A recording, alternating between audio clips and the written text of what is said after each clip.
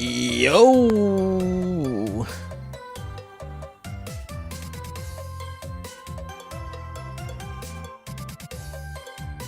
It's 43 Celsius?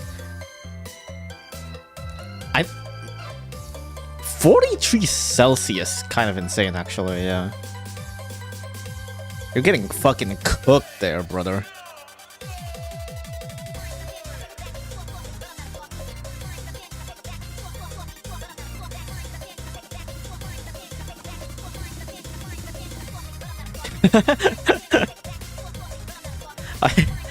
Okay, I don't usually answer Battlecat's question on a non-Battlecat stream, but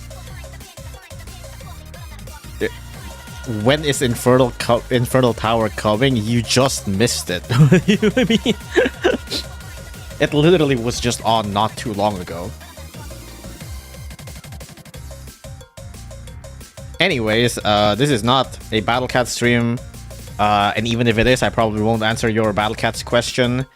As usual, if you're here for Battlecats, this is not Battlecats. If you're here for Battlecats guides and Battlecats questions, I would highly recommend you to go to a Discord server. I'm going to have to repeat this every single stream, because every single stream there's always someone that comes here asking for random Battlecats question on a non-Battlecat stream. Please, I am not your Google. It's better if you just look it up yourself. You'll probably find better answers that way. Really adore the loading screen is full of references? Hell yeah. It is unfortunately not as animated as the previous screen, but like, this also doesn't lag. and it's also easier to add things. It would be cool if I can like make the bubbles animate or something like that. Like, you know, the bubbles in the tank to maybe a little bit more animated, but it's probably gonna make the screen lag if I do. I mean, I guess I could like just, because currently this is just a picture, right? This is currently just a picture that I make it scroll in OBS. Like, I could render it as a video instead, but that's gonna be a lot of work. I don't want to do that. Are we gonna talk about Cookie Clicker and Battlecats for 40 minutes? Nah, this is Yu-Gi-Oh! We're going in. At this point, you should put a disclaimer on your waiting screen. I mean, even then, it's like, you know, when I'm in the game, people are still gonna ask anyway. But I also don't want to just clutter the screen with like, don't ask me Battlecats question. I hate Battlecats on like literally any non-Battlecat stream, because it just looks weird. Like, I would just look like a hater for no reason, even though I have a perfectly good reason for it. Also, let me blow my nose real quick. Let me mute.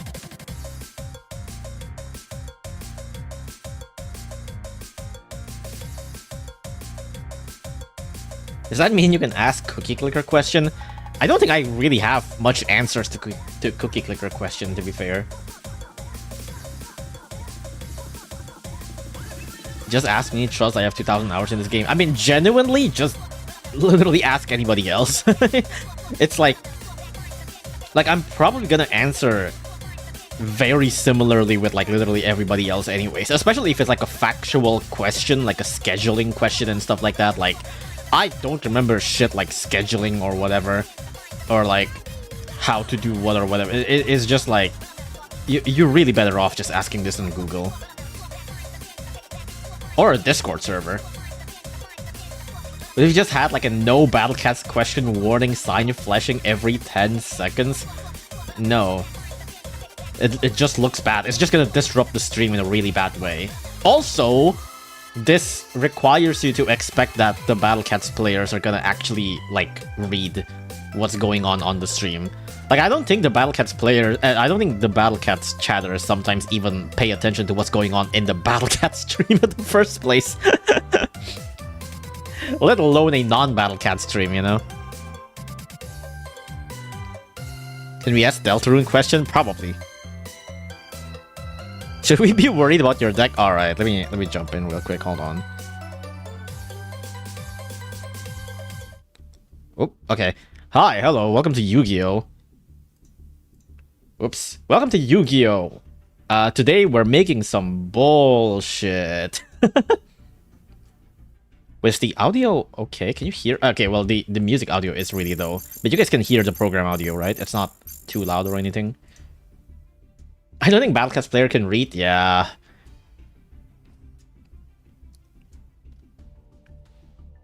Can we ask questions about Fortnite? My knowledge about Fortnite is limited to the fact that Suize Hololive is in Fortnite, and that's about it.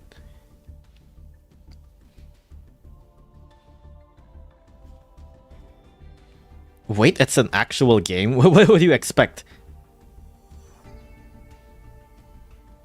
Is Yu-Gi-Oh! Hard? To learn for the first time, yeah. There's a pretty steep learning curve.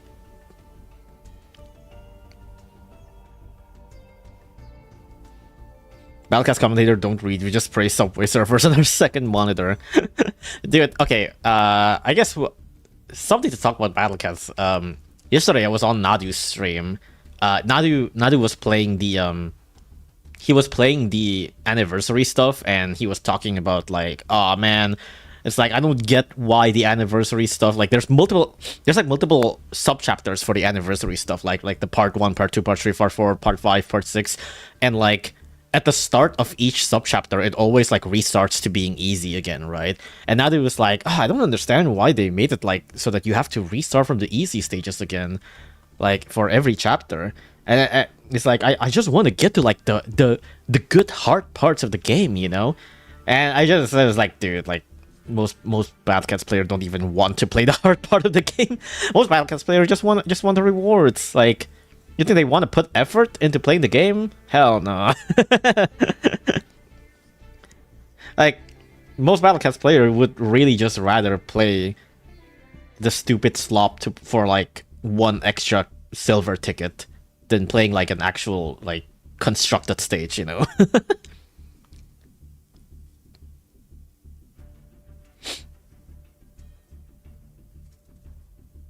Pumpkin tomorrow. That is true. We are 1 day away from Pumpkin. Should I get into Yu-Gi-Oh games? I only watch the anime. I mean, why the hell not? I would highly recommend Master Duel if you want to start playing Yu-Gi-Oh though, because the others are not the best. We all want a 100 legend ticket instead of a real challenge. Yeah, that's what I'm saying. It's like I think like people would rather just play like the same slop over and over for like like turn their brain off and get rewards, you know, rather than actually play the damn game. Which is why I also said this to Nada yesterday, which is why when gauntlets turn from like the 3 sets of 20 stages, like the 60 stages gauntlet turned into 20 stages, some people complained that they turned 60 stage gauntlet into 20 because they were like lacking rewards. Like the rewards aren't as much. I told you we're gonna talk about Battlecats for 40 minutes. Probably not that long, but you know. Hey Lucas, can you help me with my math homework? That's what ChatGPT is for, unfortunately. If people could grind facing danger, they would. You say this like this isn't a historical thing, like obviously people grind facing danger. Do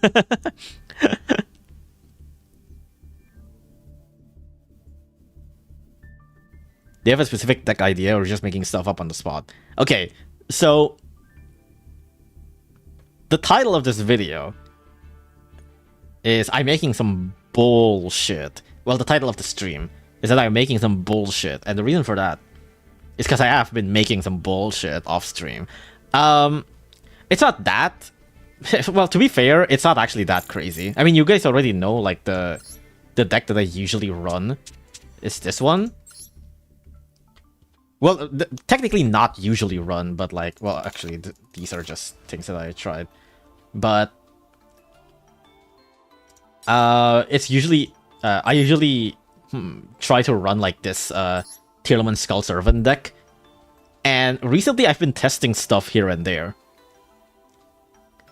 And this is one of the iteration that I have that is actually just so fucking stupid. Because if you look at the extra deck, you might notice something weird. Why do I have Dark Magician of Destruction here? Why do I have Demod? And Master of Chaos. So there was a funny little card that I figured out off stream, which is this. Surprise Fusion. This is a rare card, so it's very easy to come by. Surprise Fusion. Target one face-up monster you control, then declare one monster type and one attribute. That monster becomes that type and attribute. You know where this goes. That's right. This goes for full Fiendsmith combo.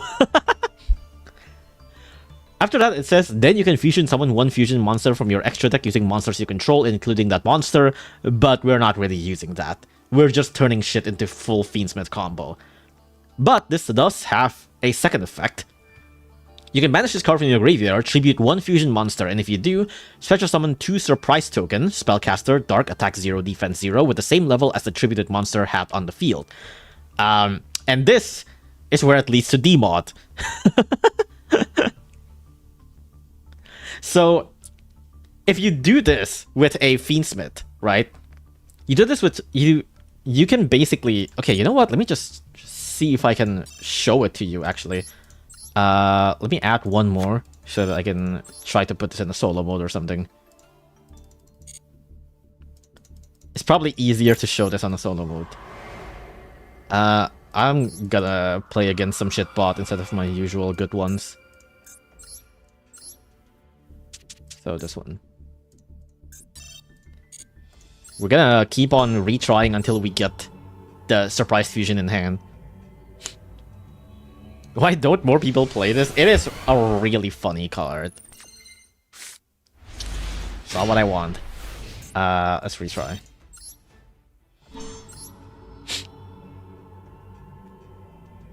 All we need is a triple corner in the stream? What the fuck is a triple corner? No, I want my... Where the fuck is my... Retry. Where's my Surprise Fusion? Give me Surprise Fusion. I guess I can, like, change the deck a little bit so that I can just show the combo, but... It's fine. It's probably faster to just keep on retrying. Damn, this is a really good hand. That was a really good hand. 2 tier names and... like a zombie and also Curse of the Ancient Turtle. That's kind of nice. No, this is not what I want.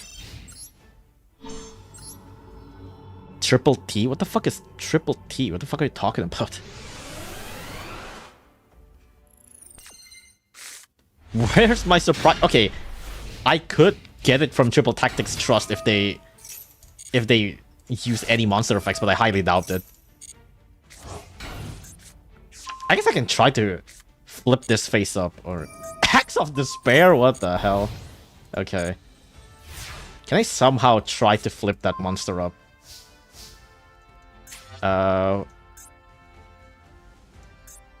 When this card flips face up, I'm gonna return it to its owner's hand. How do I flip this thing face up without... Okay, you know what? It's probably fine. So... we just do this. I can probably just attack that and flip it so that I can do Talon. That's fine. Okay, so... Trust. I will grab Surprise Fusion. So, and let's just have like one 1/0 attack king to test this out. Wow, King of the Skull Servant, alright.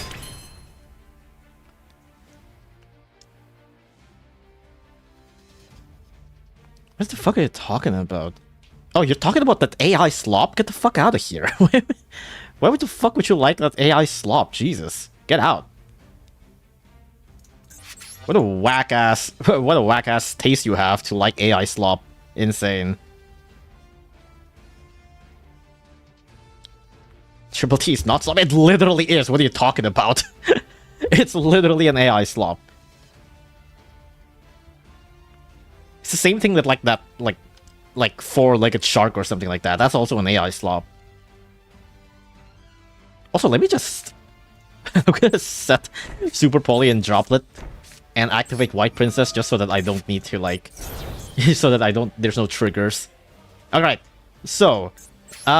this can be literally... If I just have any monster on the field and Surprise Fusion in hand, it could be King of the Skull Servant, it could be Link Kuribo as well. It's like, if I just, like, link this off into Link Kuribo or whatever.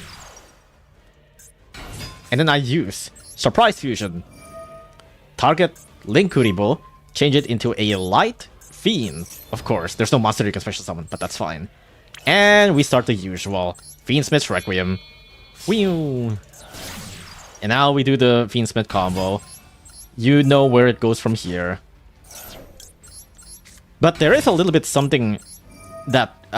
there's something that's not great here, which is the fact that because the original monster you use for the Fiendsmith combo is not a Light Fiend, in the graveyard, your only Light Fiends in the graveyard is Requiem and Engraver. So if you want to revive Engraver, you're gonna have to remove Requiem and shuffle it back to the deck, which is not great.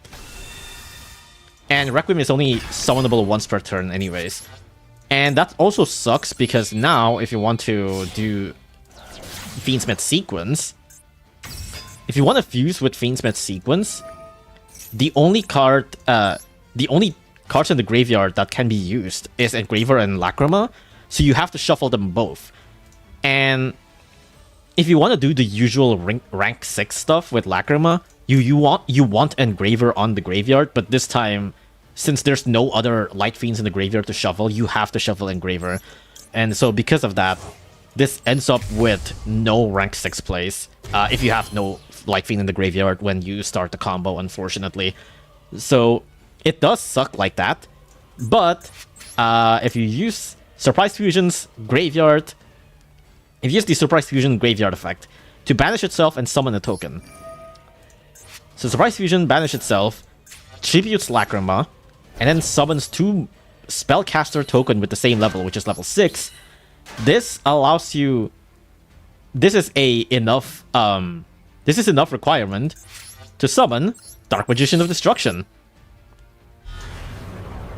Because it is already, must be either fusion summon or special summon during the turn a spell card is activated, or by banishing one level 6 or higher Dark Spellcaster monster you control as material. So this is a Dark Spellcaster. And Surprise Fusion was activated, so therefore that meets the criteria to summon Dark Magician of Destruction.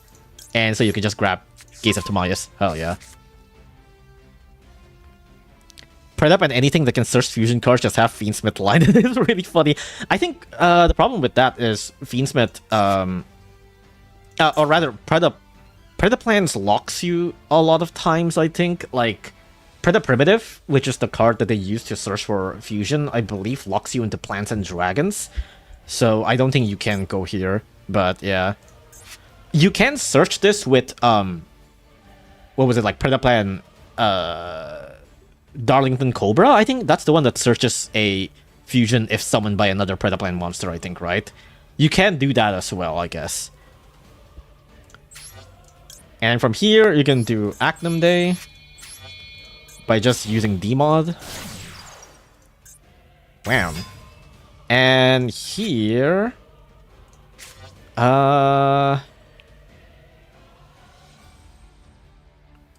you can just Gaze of Timaeus, shuffle Dmod back to the deck, and then summon any of your preferred Dark Magician fusion. Master of Chaos is my choice, because Master of Chaos, when fusion summon, allows you to special summon any light monster from the graveyard. So you can just light or dark monster, so you can just summon back Lacrima. And on top of that, Master of Chaos also has the ability that you can tribute 1 light and 1 dark monster to banish all cards. Which is pretty sick. And then you can just have Lacrima, shuffle back Sequence, and damage them for 1200. Hell yeah. You don't have Dragoon? I don't, but at the same time, because I'm a going second player, I think this is like the better card anyway. Like, I have looked up like the other Dark Magician fusions, and like, yeah, Dragoon is there, but Dragoon, when not fusion summoned by a vanilla monster, cannot use the pop. So going second feels a little weird with Dragoon. It's like, yeah, it's a Omni Negate, that's good, but I'm going second. It's like, I think I would rather have Master of Chaos to banish everything, you know? Someone explain? No. If you want me to explain this, I'm gonna have to like go through like a 10-hour tutorial on how Yu-Gi-Oh works at the first place. Still, negate, people usually just want to negate. I mean, yeah, but my game plan is to just beat the fuck out of the enemy within the first turn. So, like, a banish all feels better, you know. But yeah, and from here, you basically have enough for game. I mean, this is I already passed through battle phase, but you know, you can attack with Acnum Day switch in with Lacrima, and that leaves the opponent with like 300 health or something like that. If there's no monsters on the field, and then you can just attack with Master of Chaos, and that wins.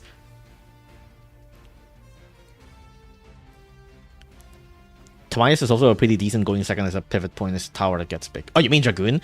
I mean, I guess, yeah. But, you know, that is if you want to play like the grind game-ish.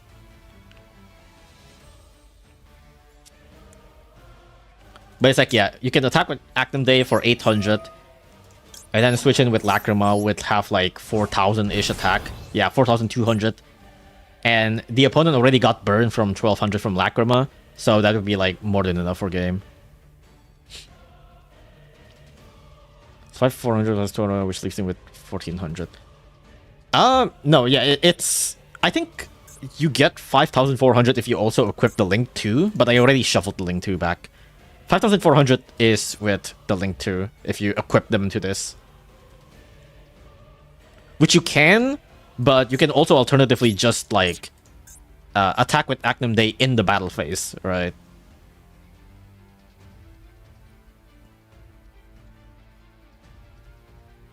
I have actually won a game with this. Hold on, let me... Did I have a replay of this? Let me check, actually.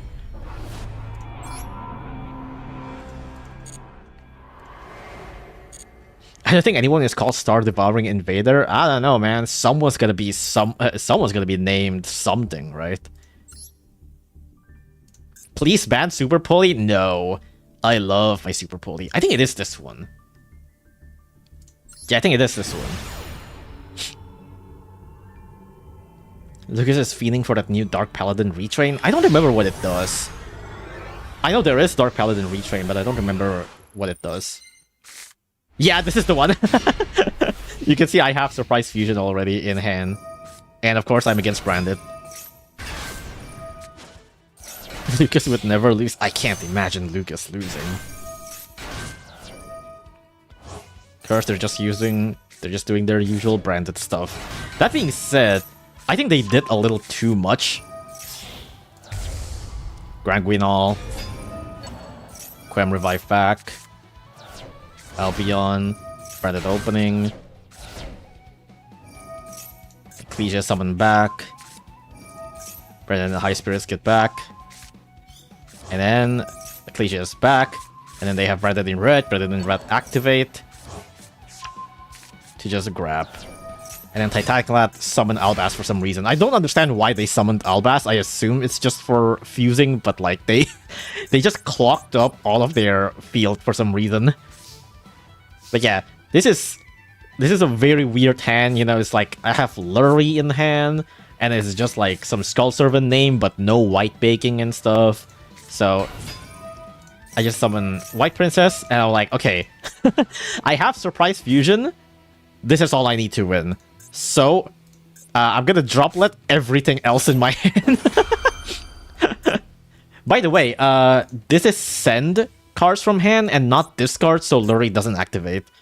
So Lurie doesn't activate, and I just negate those three. And I send the two White Prince, and for some reason they Ash. I'm like, okay, that's one less Ash to worry about. I don't know why they tried to Ecclesia, but yeah, this is where I start my bullshit. Light Fiend. Begin the Light Fiend combo. Thank goodness they used their Ash there. Like, if they used the Ash during my Fiendsmith combo, I would have been fucked. but luckily they basically wasted their Ash. Also, since there was Fabled Lure in the graveyard, I'm able to summon Engraver back. But I still use this for this anyway. Token, banish, Demot, grab. Gaze of Timaeus, Demot, and Link 2 into Acnum Day. Timaeus activate, shuffle back, summon Master of Chaos, revive Lacrima. No, wait, oh right, no. Yeah, I summoned King back, because I already have a Engraver on the field to use for, to activate the Master of Chaos, so I just summoned King. I'm like, tribute 2, banish everything. Fuck yeah, dude. Just go for game. Hell yeah, GG's. I haven't even summoned Lacrima. GG, easy. Fuck yeah. Hell yeah. The power of Fiendsmith combo. Kinda BM. It's pretty funny though. It's so funny. The new Dark Paladin is a once per turn spell negate and is also an Abyss Dweller. Ugh! But only for the monsters. Wait, what? But only for the monsters it destroyed itself? Oh, like it's like one of those I forgot. There was like a zombie that I think like negate any effect destroyed by the zombie or something like that, right? Is that what you mean? Like if you destroy the opponent's monster, then the graveyard effect don't activate, but it has to be specifically destroyed by that monster. Dark Lord Hades? I think that's what it is, yeah. It's basically Dark Lord Hades. Okay, that's not that bad then. Next pack is not that interesting. Pumpkin with rescue. What do you mean not that interesting? I want a pumpkin. I want pumpkin. What are you talking about? I want the fucking pumpkin. Give me pumpkin right now. Have I told you? Okay, no, wait. Yeah, I remember now. Yesterday, yesterday on Battlecat stream, I mentioned that there was something that I want to talk about in Yu-Gi-Oh, and that's that I went to the Yu-Gi-Oh locals again, and I brought in pumpkin cards. I think I have like 2 copies of Pumpkin and 3 copies of the card that searches Pumpkin, Fortification, Ectoplasmic Fortification. And so far I've never managed to resolve the card once. Like every time I try to activate it, it's always getting negated. But it is like still a decent 1-to-1 negation. And at one point, I was also able to summon Pumpkin to summon Changsha. I forgot how I summoned Pumpkin. I think I just had like Mizuki or something. I think I Mizuki'd Pumpkin, and so I was able to... Yeah, I think I like Mizuki'd Pumpkin, so I can summon Pumpkin, and then Pumpkin summons Changsha, and then I can turn it into like Dragon's Gate.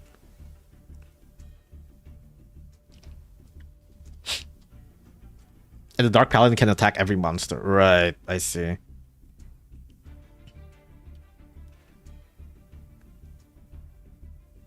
I love going second deck, but sitting through opponent's first turn is torture. I don't know how you can I don't know how you can stand it.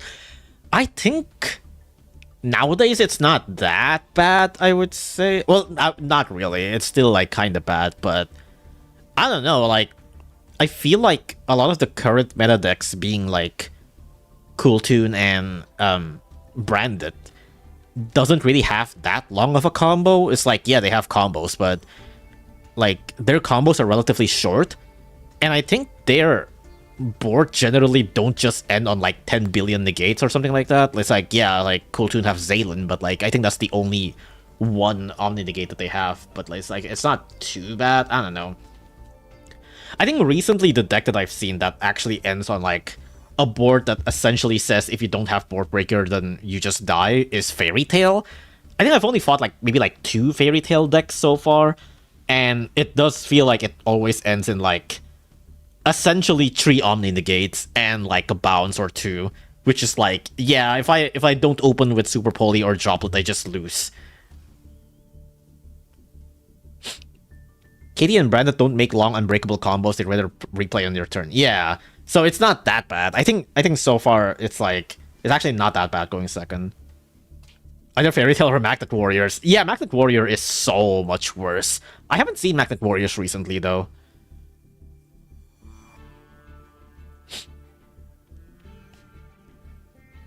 I have sculptures that they get 10 to? Hell yeah, that sounds fun. Good luck with that. Except Yummies? Yummy... I don't really... Wait, doesn't Yummy also... Well, I guess Yummy usually bridges to other things, right? I think that's why it's usually long. But Yummy itself, the board and the combo is usually not that crazy.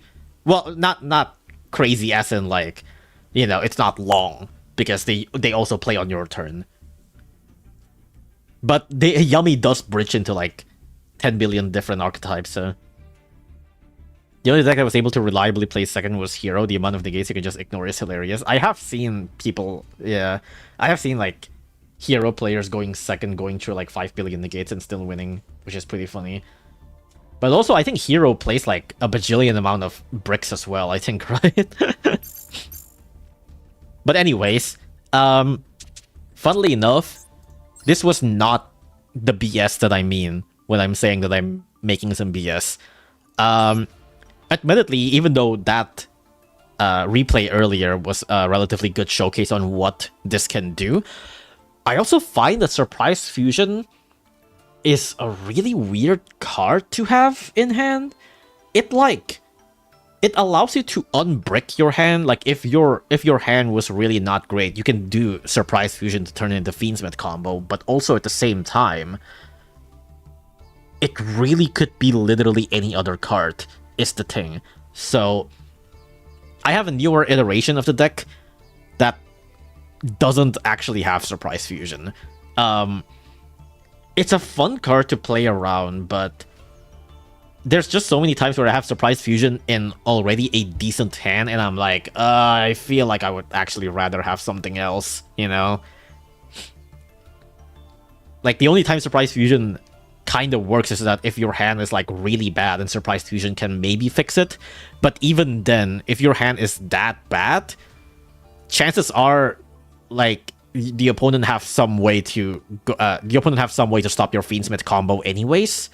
So it still doesn't really like fix your hand anyways. I don't know.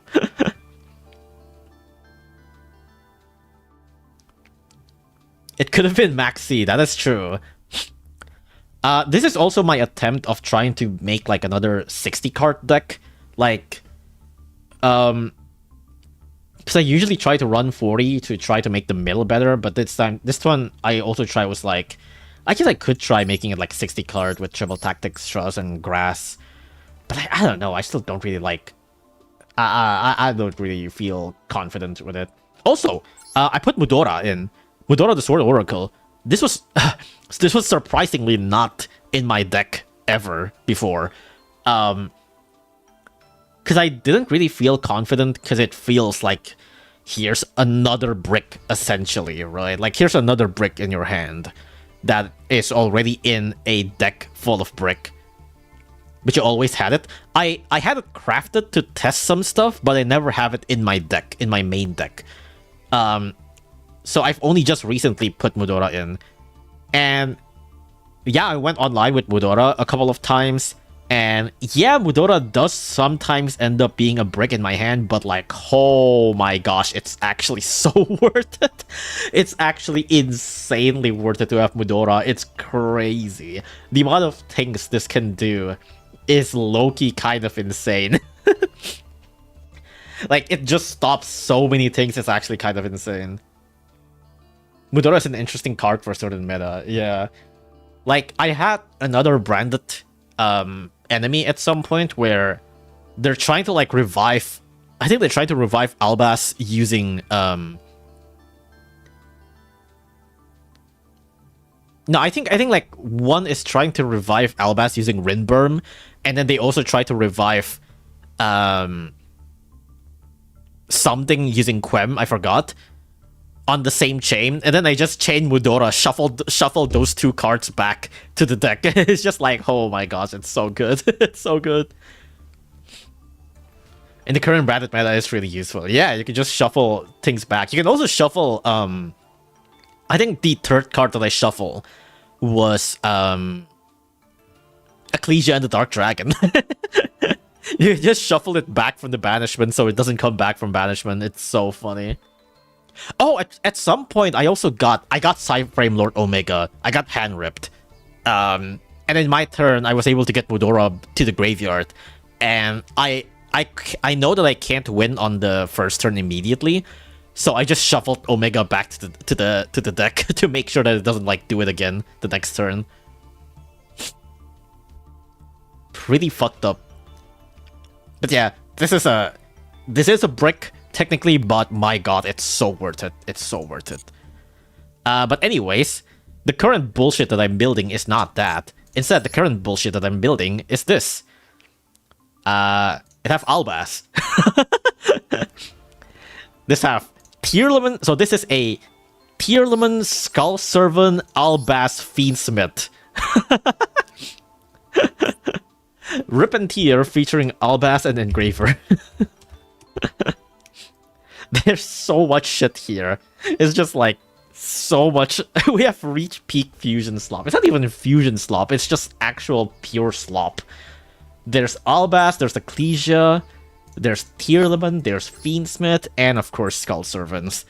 It just goes fucking everywhere. It's so funny. I wish I can like make the deck a little thinner, but I just don't really know what I can take out, unfortunately. Like, this is about as thin that I can make it. So you might see that I have normal Albaz, but not Walbaz.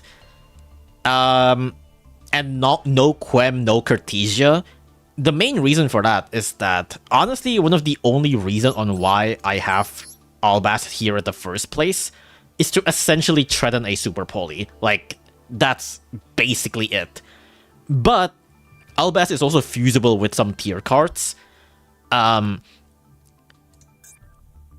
you can also like fuse tier with Albaz. But unfortunately, it's a bit weird because I think like the main thing you can fuse Albaz with when it comes to Tearlaman is Lubellion, because Lubellion requires one Dark Monster and Albaz. So you can fuse Lubellion with Tearlaman, and then Lubellion can then fuse literally anything else in the graveyard. But the problem is Lubellion locks you into fusion again, and my deck is not really fusion focused technically. It's like I still want to try to be able to like bridge into Fiendsmith if possible. So, and on top of that, there's just really nothing good that I can fuse with Lubellion. It's like, sure, I could try to make Mirror Jade, but if I use Mirror Jade by using Lubellion, then I would need multiple Albaz, because the tier cards, when they fuse with Albaz, they shuffle Albaz back from the field or graveyard to the deck. So I wouldn't be able to fuse into Mirror Jade because Albaz would already fuck off back into the deck. And Lubellion fuses from field graveyard banishment. So I would need like multiple Albaz, but like I don't think I want to run multiple Albaz. Got the Perulias. So here's the thing with Perulia.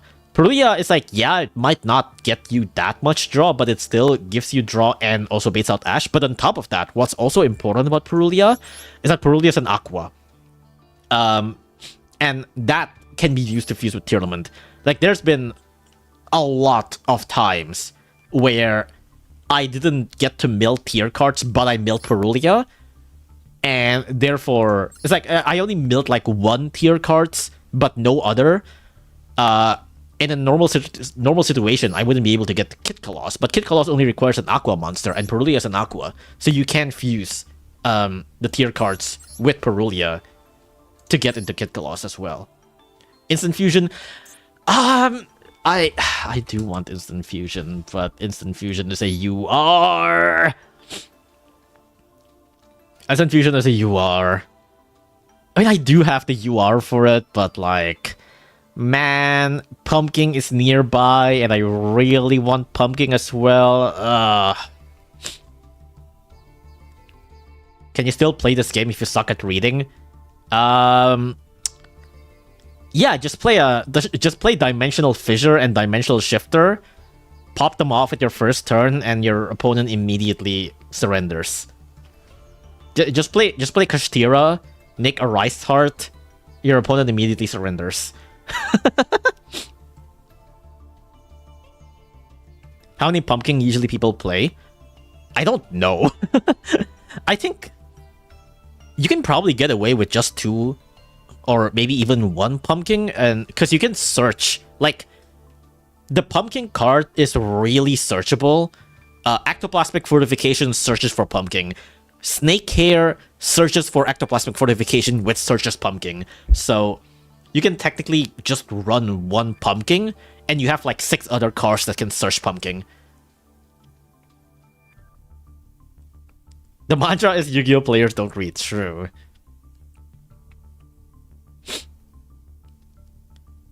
But it's like, yeah, I don't know. Instant Fusion, I guess, could be worth, but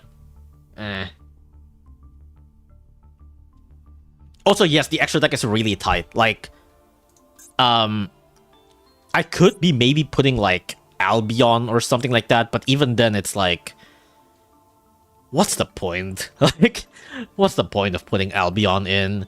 I guess if I put like Fallen and Virtus, then like I can put Albion, but also, I don't know. If the opponent have any lights or dark, I could probably just immediately threaten for Dogma, right? Like, so it's like fine.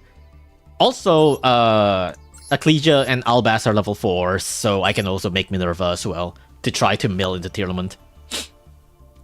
If you do put in Albion, you might want to put in Fallen and Virtus because of full package. Yeah, but that's the thing, right? It's like if I start putting Fallen and Virtus, it's like, oh, I gotta put Albion. And then if I put Fallen and Virtus, it's like, oh, I also gotta put like Ecclesia and the Dark Dragon. Oh, but if I have Ecclesia and the Dark Dragon, then I might as well put like, I might as well put Quem. And if I put Quem, I might as well put Cartesia. And if I put Cartesia, I might as well put Granguinol. And if I put Granguinol, I might as well put a Despia card. And if I put a Despia card, I might as well put Aluber. And if I put Aluber, then I might as well play Branded Fusion. And if I play Branded Fusion, I might as well not play this deck, you know?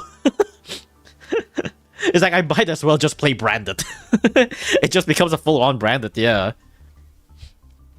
Curious? The thing about Curious is that I don't know how to summon Curious. Like... whoops, that's one too many eyes. I don't know how to summon Curious. Like, you can summon Curious. It's 3 monsters with the same attribute but different types. Most of the monsters here are either light or dark, but the only lights are basically either Fiendsmiths or, like, White Princess, or zombies, so... I think there's only like 2 lights, which is either zombies or fiends, so that's not going to be enough for Curious. And for darks, there is technically, you know, the zombies from the Skull Servants, and the tier cards are also dark, and Albas is also dark. Oh, well, okay, I guess Ecclesia is also light, but like, it's just really specific. It's just really, really specific, I think. That it's kind of hard to put, it's kind of hard to make Curious. Sure, maybe it could be worth if it ever comes that I can put Curious in, but it feels like it's such a rare occurrence that I might as well just put Minerva, because level 4s on the field I think is a little bit more common.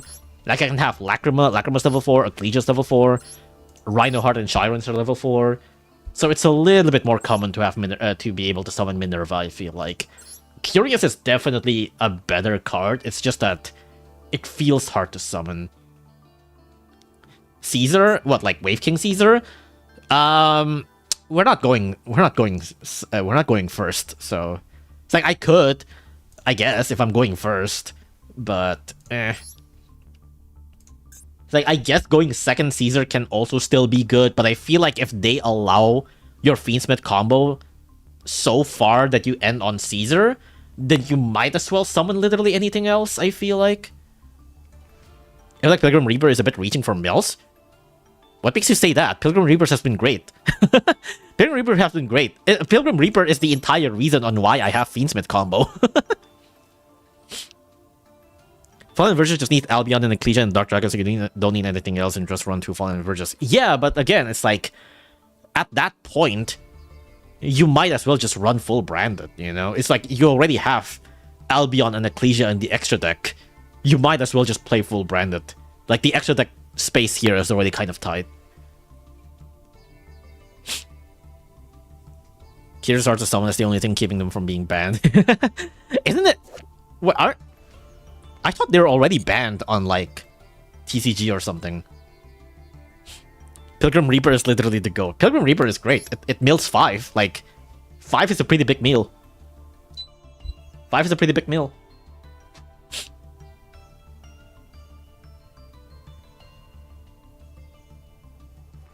You only really make it with Fiendsmith. I mean, yeah, but it's kind of worth it. I have tried like another direction where it's more focused on just tier and branded. I mean, I do have a tier and branded deck, right? I do have this, right? Like, which is a tier branded deck that doesn't have Skull Servants. But, you know, this one cannot go to Fiendsmith whatsoever. It's like, there is that if I want to go to that direction. This one is more of like just, you know, all of these combined. And the Fiendsmith card is basically just like unbricking stuff, which honestly is just really good. I'm outnumbered on the Pilgrim Reaper. I wish I have more UR gems to stuck on using True Draco Monarch. Jesus, Monarch, huh? It comes to play Skull Servant, there's not that much URs. The 2 Ishizu cards, I do have Budora, if that's what you mean. Or do you mean, like, Kelbeck? Like, that's banned. Kelbeck is banned. The Ishizu cards that mills when milled is banned. Because that card is, like, fucking broken. It's banned in TCG, but the TCG takes drastic measure for minor problem status. I wish that's true. Because they take drastic measure for minor problem, but doesn't take any measure on like bigger problems like D-Shifter or Droll. Keldo is the other Ishizu shuffler. Yeah, there is. Oh, yeah, there is Keldo as well, but I don't know. I think Mudora is already fine. Also, I'm pretty sure Keldo is UR. Yeah. Yeah. When I crafted these two, when I crafted Mudora, I saw it's like, wait, Mudora is an SR and Keldo is a UR. I was like, yeah, I'm not crafting Keldo. I'm just gonna craft Mudora. But yeah, I think this is good enough. Pumpkin tomorrow. Pumpkin in one motherfucking day. Alright, let's go online. I am currently still on Plat 1. Dude, I don't think I've shown this on like Twitter or something, but like, you see these 4 lose win streak? What you don't see is like 2 more loses below this. I went on like a 6 loss streak or some shit like that. This is when I tested the Surprise Fusion actually, and legit, I just like bricked so much on a lot of these duels, like, and sometimes they just have like 2 Surprise Fusion in hand, and it's just like, I wish this is something else. I don't know. It's, but then again, it's like I went back to like another 4 win streak, then 3 lose streak, then 2 win streak, 1 lose, 1 win, 1 lose, and then a 4 win streak. Hell yeah, I'm going back. What were you fighting? I don't remember. This is Azamina. I think this one is just like I just like really brick. Like some of these I really just like really brick hard. KT. Elf Note with some branded cards. And Fairy Tail. Also, yeah, fucking Ratbeer. There's also yeah, I guess Fairy Tail can also run Zodiacs. Basically meta. I mean, yeah. At this point it's like it's really hard to find anyone not running meta, I feel. Like out of all of the opponents that I fought earlier, it feels like Diabels was like the least meta out of them all, and even then it's like I was bricking really hard. I mean, my deck have meta cards, right? So it's basically meta. Anyways, let's go. Let me get a drink real quick. It's like having 2 Shuffler, but I never really notice it when I have both in a deck versus not, yeah. Oh my gosh, I'm actually fighting someone with not 10 bajillion titles. Fuck yeah. Also, I'm going second. Goodbye, Stratos.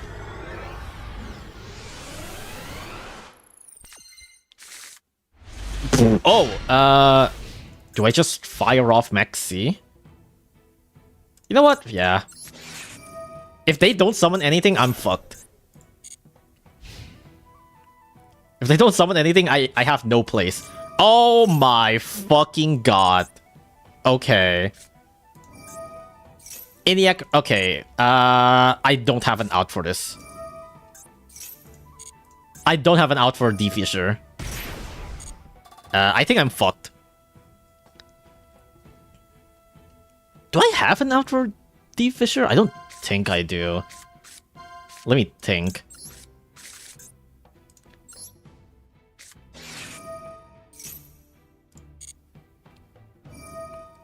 I don't think I do. I don't think I have anything that can destroy spells or traps, unfortunately. It's like technically maybe Kaleido Heart, but I'm not gonna make that with my graveyard being gone.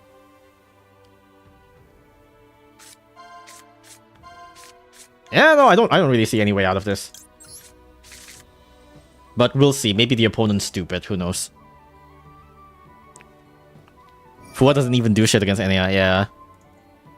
I'm just gonna turn off the triggers. I played 1 game against that deck and I hate it every second. I don't really hate ENIAC so far. It's like anytime I fight ENIAC, well, no, it's like just the ENIAC so far hasn't been that bad, but it's always just the floodgates is the problem. It's like they always end on like a D-Fissure or like a floodgate or whatever, Vanity's Fiend or whatever.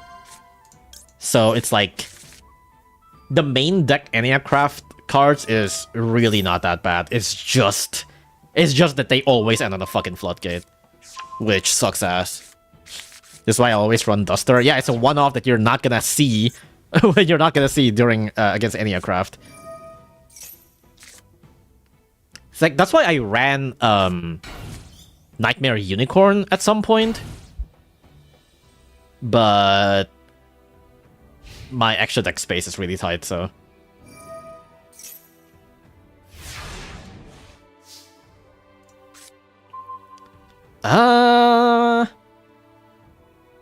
What the hell can I do here?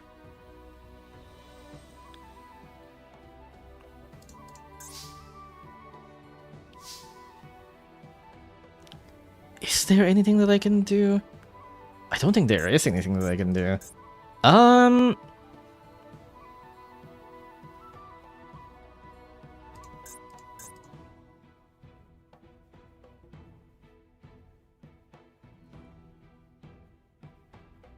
No, I don't think there is anything that I can do. I'm just gonna get out. That's why we run the loaded grenade to pop the floodgates. Yeah, that's why you don't go to locals or people would just beat the shit out of you immediately right there and then. The problem with ENIAC is the same problem with Runix. People run them as a full of stun decks. Yeah. I mean, I feel like the point of ENIAC is to basically stun. Because, like, you do put on, like, a shitload of defensive units with a bunch of negates and your whole game plan is to burn. So I completely understand that they're trying to stun. But at the same time, it also sucks that it's just mostly annoying-ass floodgates, you know? Purulia?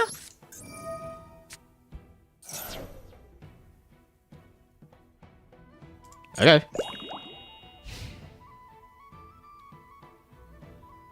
The cards like that is like I always carry a Adamantipator Dragite in my extra deck. I don't know what that is. I technically speaking, I could have run like SP Little Knight, I guess. Because SP can banish the card, but... Okay, we're fighting the Twink. Sure. Should I like Fua on my turn instead? Well, I guess we'll see. Pfft, nice draw. Should I Fu on my turn? Nah, I'm gonna Fu on now anyways, it's fine. Because it's one from this Ecclesia and potentially, like, they're gonna, like, synchro. Do you have Ash? They're really thinking about it.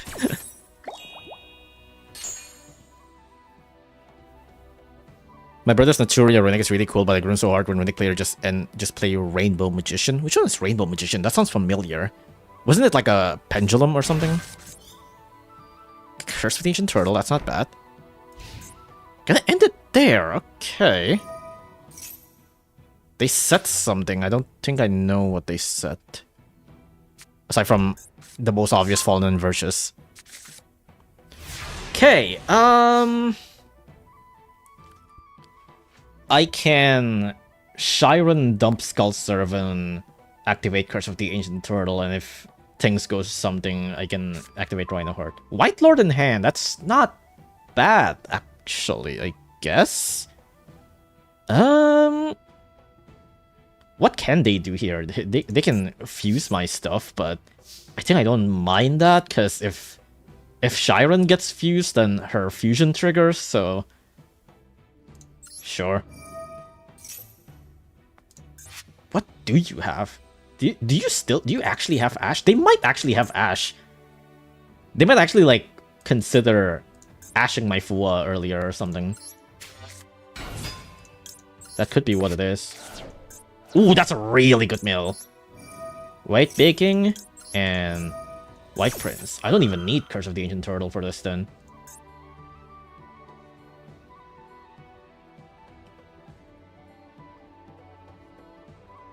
What are you thinking?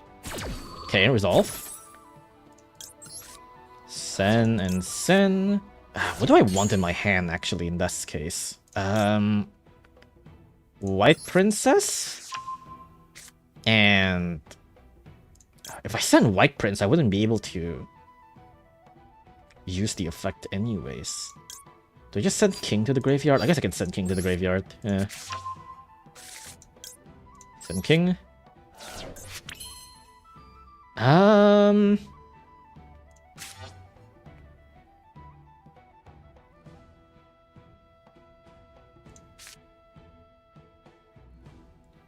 I do kind of fear Ash, but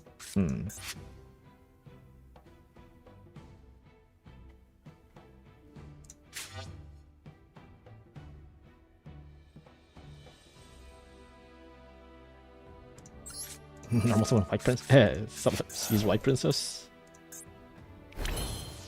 I can normal summon Rhino Heart and either go for Fiendsmith or go for Minerva. I'm just gonna summon Rhino Heart. Okay.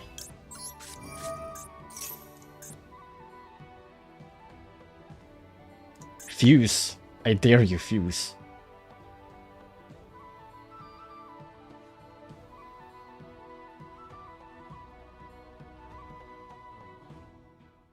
They're really thinking about it. Breton and High Spirits? Okay.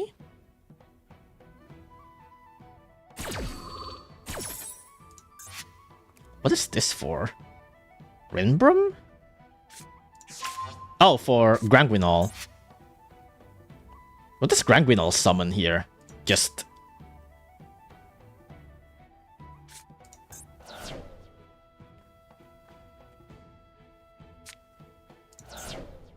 Cartesia to the grave.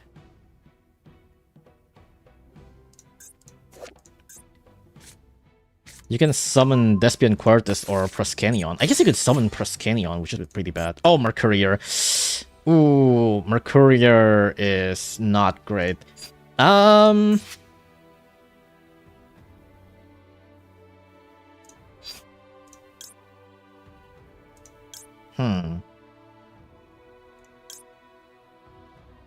Mercurier's not great. I'm just gonna do it anyways.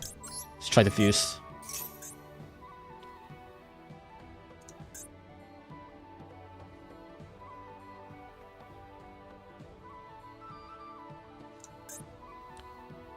So they have a pop, they have a probably super poly and a monster negate. No, wait, you need a Albaz fusion to do that, right? Okay, so I guess you can't immediately activate Mercurier. They need to like fuse first. Okay, I could go straight to Kaleido Heart and Shredden their Ecclesia.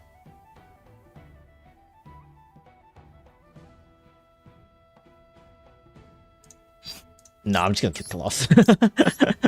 I'm gonna not think that much. Yeah, I'll use my Perulia. Kid Colossus. Activate. It would be funny if they pop this. I mean, they probably won't, but it would be funny if they pop this.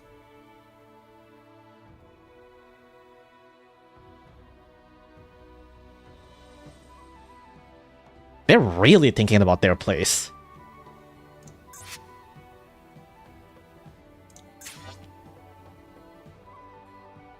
What?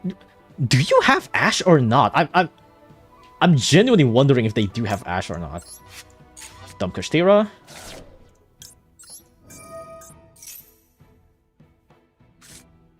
Ooh, Fiendsmith. That's one Fiendsmith.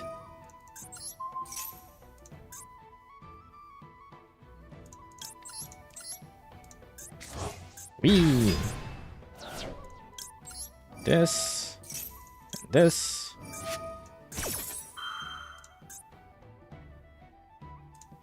Oh, they're probably thinking of Grangui and all, right? They can make Proskenion, which is pretty bad. Fabled Lurien, the Grave.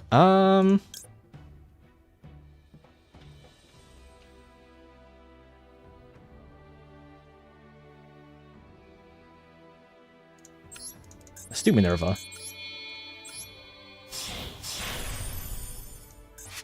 And now let's go gambling again. When are they gonna activate the fuse? Or the pop, for that matter. Okay. So, probably into... what's it called? Freaking... Dogma, right? I still have one more fuse, right, that I can do.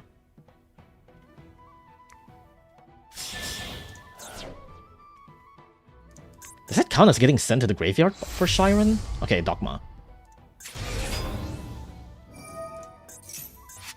Alright, you can shuffle stuff back.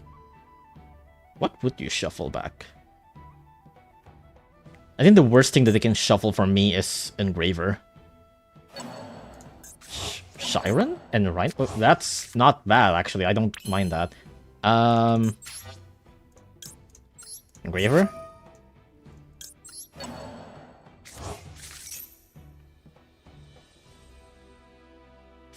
Mercurier. Okay. So... Mercurier's already used.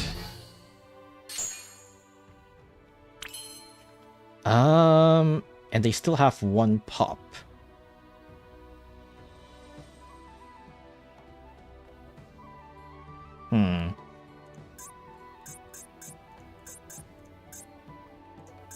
Eight. Okay. White Lord?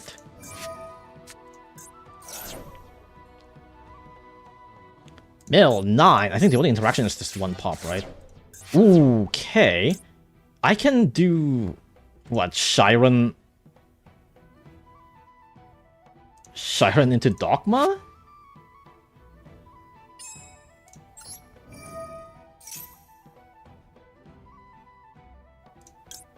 Or I can make Kaleido Heart.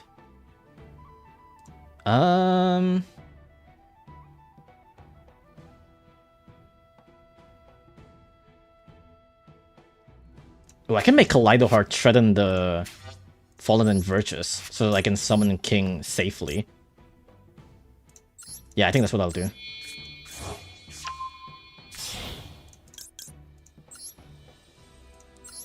Kaleido Heart! It is unfortunate that I can't have a Light Fiend in the field, but it is what it is.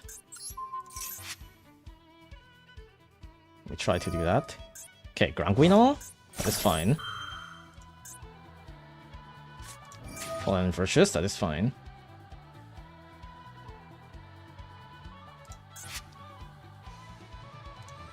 Are we gonna pop Kaleido Heart? Because Kaleido Heart's gonna come back. How many King do I Skull Servant? 1, 2, 3, 4, 5, 6, 7, 8, 9, 10, 11, 12, 13, 14. Okay. That should be enough. Target one fallen of weapons and great force face some additional monster or banish the other. They have this Albas, but it doesn't matter, right? Oh, right, they can banish this. Well, it's fine, actually. Because I can still summon King and hit Albas for game anyways.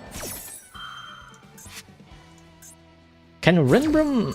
Rinbrum only summons Albas, right? There's no Albas here, so should be fine. And Albas already used the effect, so it should be fine.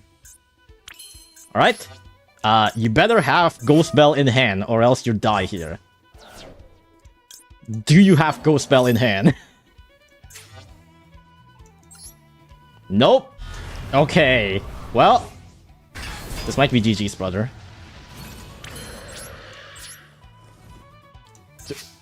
What was there? Why was there a response time? What the fuck is it? What? Oh, it's Rinbrum, right? Probably. Yeah, but you can. You already fused. You can't do that. Anyways, die. GG's. Goodbye, meta. My Albas deck is better, even though you didn't see any. You didn't see my Albas, but you know, my Albas deck is better. I have King. Man, this deck is so fucking funny. The dopamine milling is crazy. It's so good. Most people don't run Proskenion? Yeah, guess what? They do. Proskenion is a pretty, like, cool card. Like, I have tested Proskenion here and there, and it is honestly a pretty cool card. It's like a really big beater.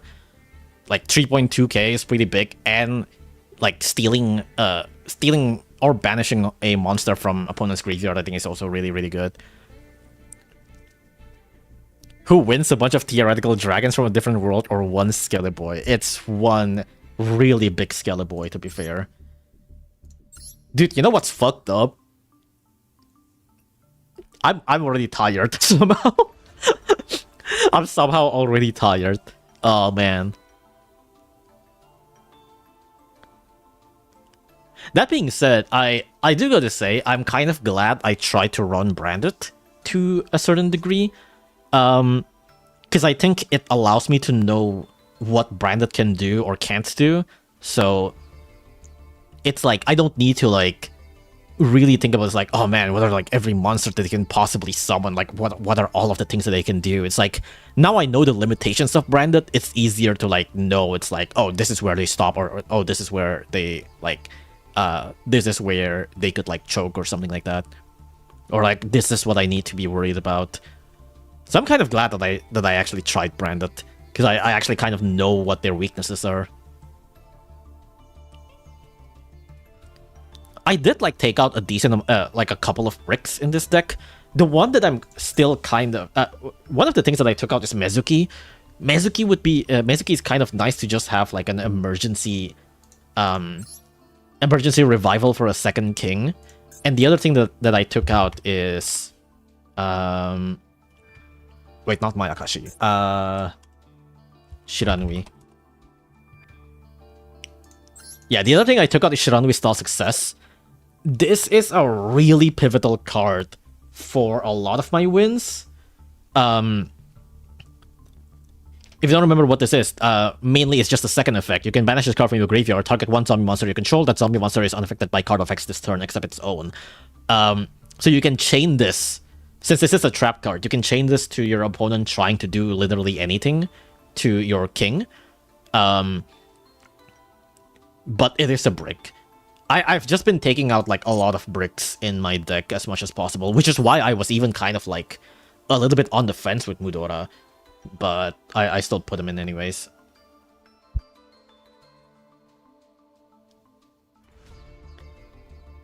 And I think it's also just kind of the fact that the deck, the card number has kind of gone up, that milling Shiranui style success is also a little bit unlikely, so I don't know. It's like a little bit too inconsistent, and if it's on the hand, it's just a really brick.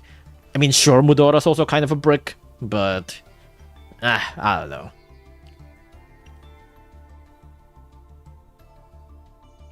This is a really weird deck, because it's like, it almost screams 60 card, but also at the same time, there's so much key cards that you want in hand that 60 card feels weird. And 60 card kind of like ruins the consistency of milling, because you would just like, you would have a bunch of cards that you want in hand, like grass or tactics or whatever, but then you just like, you shove those into the deck, and then when you try to mill, you just mill those cards that you want in hand anyway, so it's like, ugh. What do you think of Orcust? I don't like it. As in like, I don't like it as in like, I think they are really strong, but I don't like fighting against Orcust. I think it's mainly because the Orcust almost entirely, Orcust is like really fucking strong when they have orchestrated Babel up, but my deck just doesn't really run back row removal, so it can't really out orchestrated Babel. I mean, maybe it should, like, it should try to run something that outs like back rows and stuff, but like, it's just currently kind of a rare occurrence. Like KT don't really have that much back row. Like, they have Synchro, but you know, threatening to destroy Synchro doesn't really do much. Branded have like Fallen Inversions, but that too is like threatening to destroy it isn't really that much. So I don't really run back row removal that much right now. But then they got like certain decks that really focuses on back row stuff, and sometimes it does feel bad to not run it, but it just also kind of sucks to have back row removal cards when most of the duels online feels like you don't need it. So I don't know. What do you think of? I thought you like Graveyard deck. Yeah, but Orcus is kind of more of a generic put 5 billion negates on your first turn and pass kind of deck, you know? Which is basically what I did with Plants. But like, this Graveyard deck is mostly like a milling deck, right? And what do you think of playing it? I haven't played it. Orcus looks really awesome. The art is cool. That's all I can say. Orcus does look really cool, yeah. I think the lore kinda is also kind of sick, where it's like this guy that's like really trying to revive this girl, and so he started making like a bunch of really weird shit and really weird mechanism, and started basically doing heinous shit to try to basically replicate the girl. I think it's pretty cool. Orcus is left of filling your graveyard with tools and more like use what's already in there. Don't you still send stuff to the graveyard with Orcus? I don't know. I've seen a lot of Orcus in the event, in the Team Chronicle event, because I think they're basically full power here, right? You can basically just run like full Orcus with full power here. Ningirisu is a pretty interesting character in the World Legacy story. Very morally gray, honestly. Yeah, it's like he's originally like the friend of Avram or something, right? And then he just like turns into despair when the girl died. People just meme him as a Syscon. Wait, I thought the girl is the sister of Avram, isn't it? I thought the girl is the sister of the main protagonist, not Ningirisu. Wait, is it his sister? Huh. No, it's Girisu's sister? Oh, huh. I thought it's the sister of Avram. Huh, okay. I'll keep that in mind then. It's Girisu's, right, I see.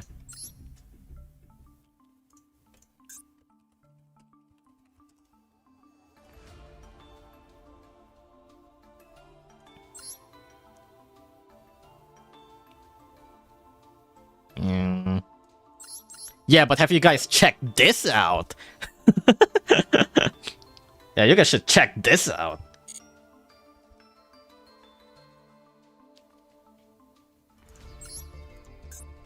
Kirisu. Wait, what? Wait, did I mistype it? Let me just search related cards, actually. Yo, check this out.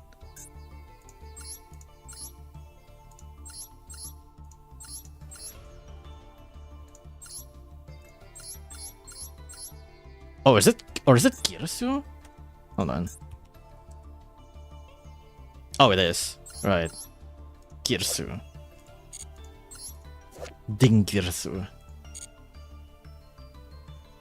I remember it was more like childhood friends, if you know what I mean. Ah, okay, I see. Check this out! The reason why Kirisu became Long Kirisu is because he wanted to revive his dead sister, right? Yeah. It's basically like making a robot that looks like his sister and then like copying their personality or some shit, right? Basically. And Little Girsu, the Orcus Magnite. Ningirsu, the World Chalice Warrior. Long Girsu, the Orcus Orchestrator. This is a really cool name, to be fair. The Orcus Orchestrator. Vesper Girsu. Oh, right, this is a Girsu. I never noticed that, actually. Why is this a Girsu card?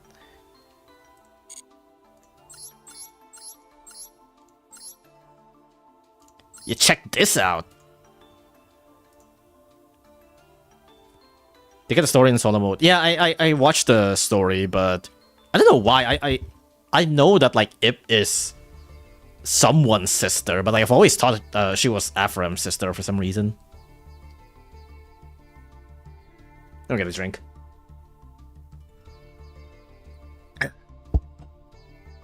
When I call him the orchestrator, I mean, basically what they're saying, I think.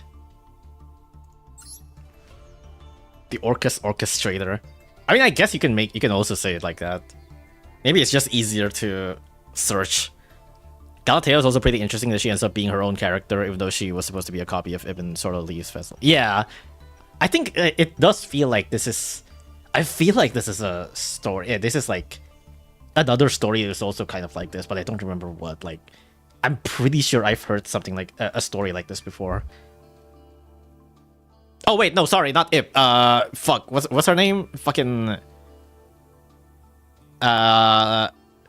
Lee. Wait, no, yeah, wait, no, yeah, Ip. Wait, no, Ip is the girl, right? Isn't Lee the? Wait, no, or Ip is Lee in the same? Wait, hold on.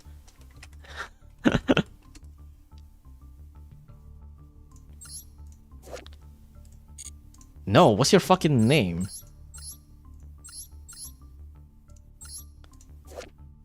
It is Ip, right? No, yeah, Lee is the fairy, right? Lee is the fairy, and then when they combine, they become Ipli. Lee's the villain, right? Yeah. This is Ip, the fairy is Lee, and then when they combine, they become Ipli.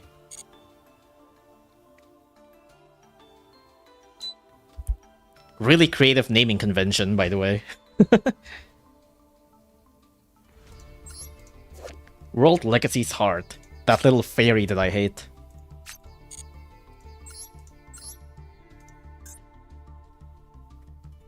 It is pretty cool to have solo modes for it, but I wonder if they're gonna make solo mode for Branded. Like, Jesus, it's gonna be one hell of a long solo mode. To be fair, they did make a solo mode out of the Ally of Justice which is really fucking long as well.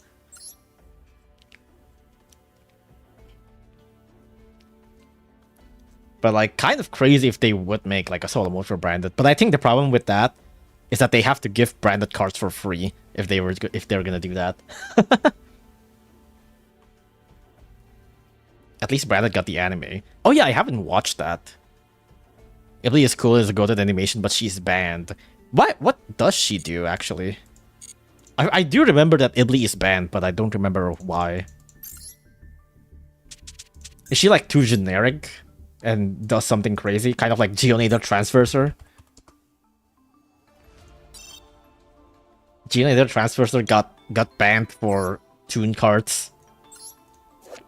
When this card is normal, you can target one link in your graveyard, special summon it to your field, so it points to this card, but changes its attack to 0, also negates its effect. Can special summon except link. If this card is controlled is sent to the graveyard, special summon this card to your opponent's field in defense position.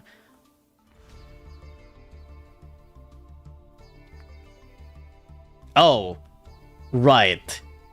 It floodgates the opponent to only being able to summon link monsters. I see. She locks into links, right. They already gifted branded cards for free with the previous Regain Return Usual campaign. Yeah, and I missed them. They gotta run it back. Because I fucking missed them and I had to roll for 5 billion branded packs to actually get the fucking branded cards. Branded solo mode, solo mode's magnum opus. It would be kind of crazy, yeah.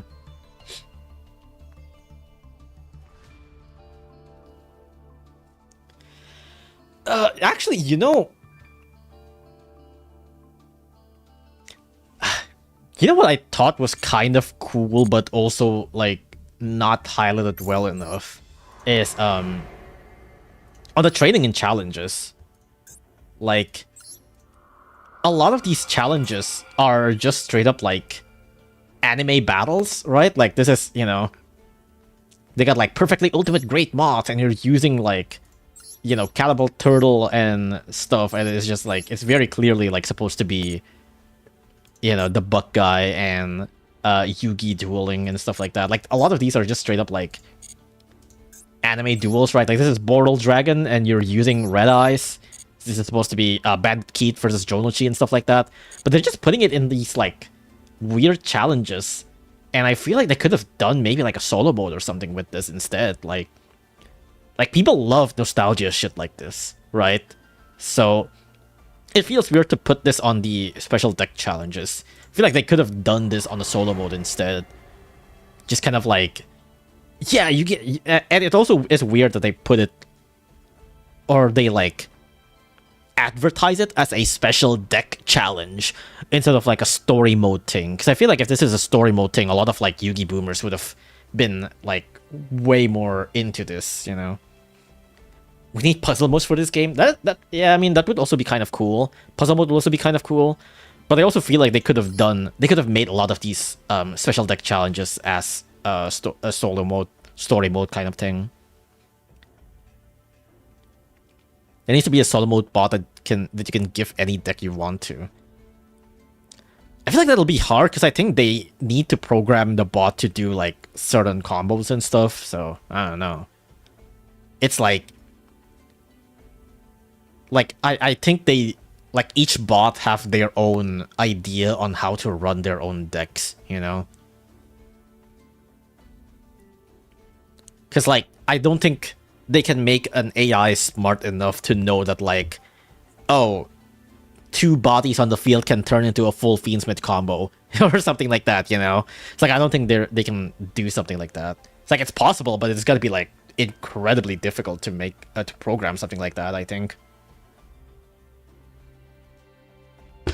Like, sometimes the solo mode... Like, okay, you guys know I fight solo mode bot a lot. And even when I was against, like, the Mermail deck or, like, the Fiendsmith deck, sometimes the bot just short-circuit. And by that, I mean, like, sometimes during their turn, they just have, like, the loading icon that lasted for, like, more than 10 or 15 seconds. And then they just pass turn. Like, in the middle of main phase 1, sometimes they just load really long. And then they just pass turn, because I think they just, like, stopped functioning. Like, I think they couldn't find, like, any good way to continue. SP banish itself, yeah. Nightmare Unicorn spin itself is the greatest bot move ever. Fuck yeah. But it's like, yeah, I think like it's kind of impossible for them to like figure out a deck by their own. Like they have to be given like a specific deck with a specific idea on what to do.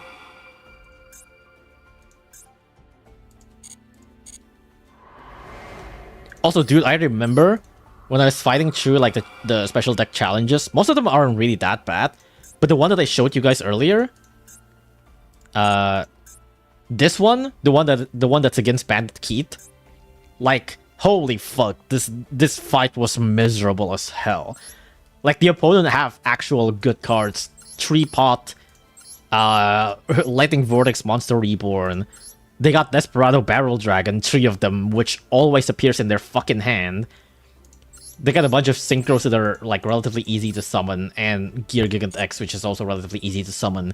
And then you check your own loner deck, and it's just like, oh my gosh, what do you mean 3 Red Eyes, Axe Raider, Summon Skull, and Meteor Dragon, and 2 Time Wizard? Like, this deck is so ass. Like, oh my god, this deck was miserable to play with.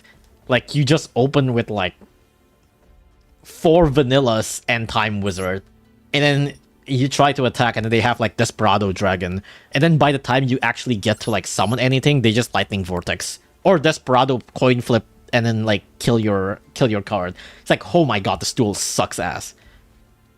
Bots regularly use illegal deck. It's funny. It is pretty fucked up. But it's like, it's not even just that. It's like your own loner deck is just so bad. Your own loner deck is so fucking bad here.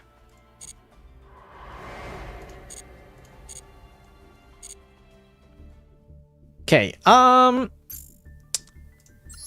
low-key kind of want to roll, but pumpkin tomorrow. Oh man.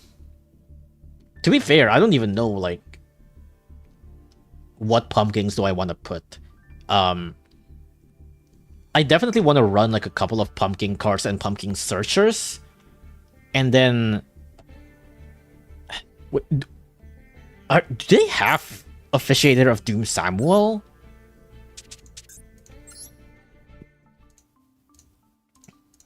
Samuel.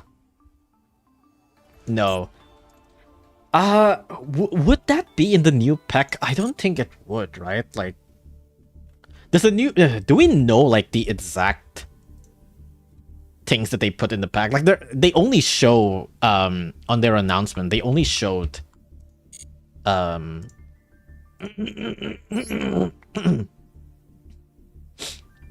is it?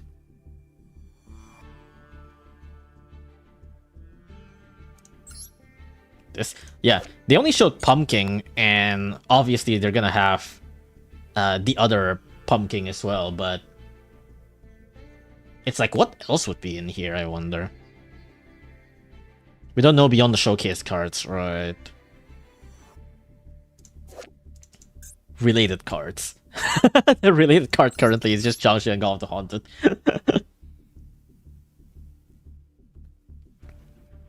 I just wish the pumpkin cards aren't gonna be too expensive in UR. These are all gonna be in one pack, right? That would kind of suck, but at the same time, there is another card here that I want in my deck that is not pumpkin, and it's Subspace Battle. I think Subspace Battle would work really well in the deck. Because Subspace Battle works really well with frickin' Skull Servants. Because you can dump Skull Servant with Subspace Battle, and that will still allow to activate because the name of the Skull Servant change. Each player reveals one monster from their deck that does not have a question mark attack. Add the monster with a higher attack to the hand, to the player that revealed it. Also destroy the monster with lower attack and inflict 500 damage. If tied, shuffle the monsters to the deck. So, it also says for the rest of the turn, neither player can activate the effects of monsters with any of their revealed monsters' names. And because of that, if you reveal something like White Baking or White Prince, and that loses the subspace battle and gets sent to the graveyard, they can still activate their cards. They can still activate their effects because their name in the graveyard is now Skull Servants. So, since their name is no longer White Baking or White Prince, you can still activate it, which is pretty sick. Magical Musket is also a crazy card. 2 monsters including... Oh, what did you say? A Light Fiend? During either player turn, you can activate Magical Musket spell trap from your hand. Discard the link, you can add 2 Magical Musket, including a monster or something to your field. Set the other to your opponent's field? I think I have read a little bit of Magical Musket cards, and I know they like... Their whole gimmick is the using spell and trap from hand stuff. But what's the point of setting the other to the opponent's field? Does that activate something? Magical Musket literally got this one card and nothing else. Amazing. I mean, Musket Fiendsmith was a thing. I mean, yeah, it's a Light Fiend. Of course it's gonna fucking end on Fiendsmith.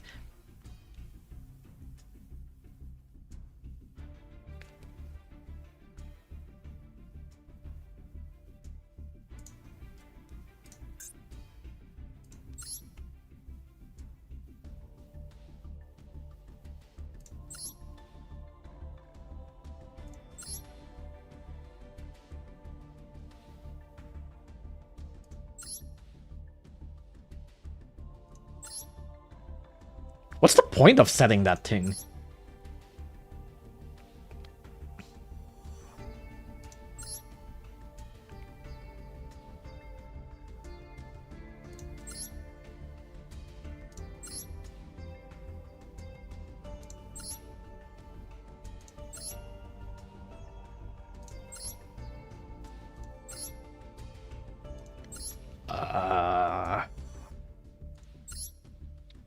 What the fuck is the point of setting that? What?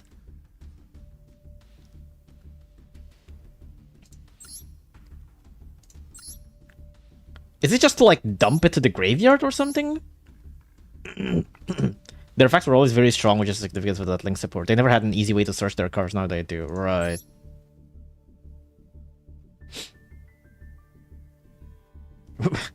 What's the point of setting that to the opponent's field?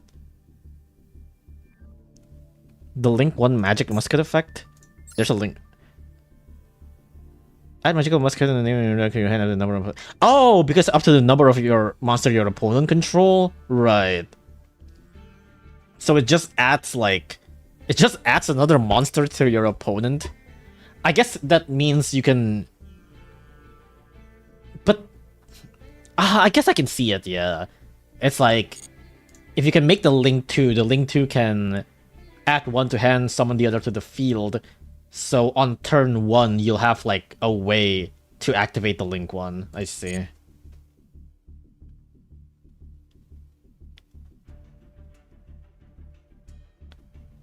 So that if you do this on turn 1, you're able to activate, you're able to search. I guess I can see it, yeah.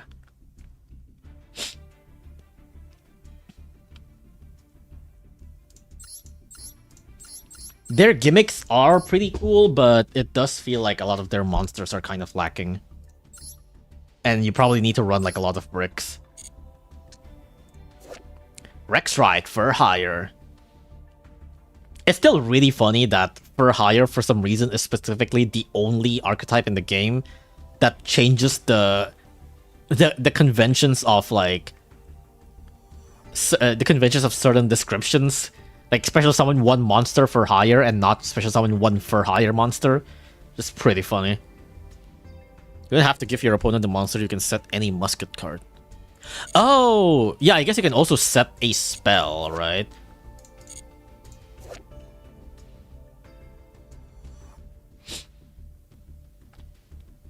Right, yeah.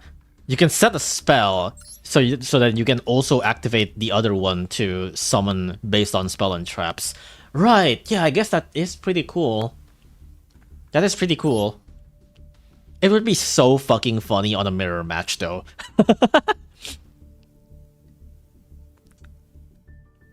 Changing PSCT for a joke is wild. It is pretty fucking funny, to be fair.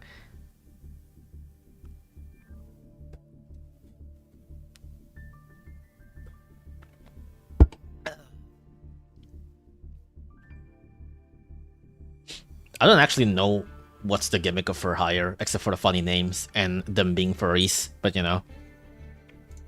Rescue Ace Arbitrator. You can add one Rescue Ace Hydran or Rescue Ace HQ. You can activate, if you activate Rescue Ace Quick Play spell or trap, you can target one card in your opponent and destroy it. You can activate this twice per turn. You can use this twice per turn. That's pretty cool. Rescue Ace is a really funny, like, archetype, to be fair. It literally is just like set 4 and pass.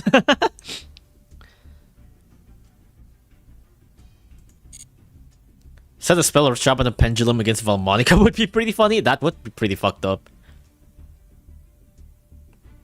If your opponent activates a spell in a column where you have a musket monster, they get an effect. Right.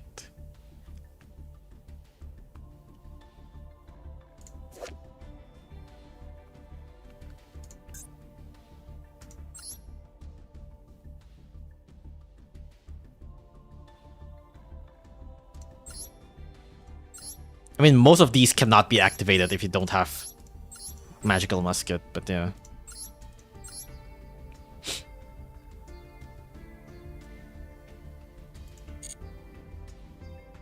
Rescue has always been a pretty strong deck. Yeah, Rescue Ace is pretty terrifying. Like, every time I fight Rescue Ace, I'm like, oof, that is a lot of interactions for a very little combo, too.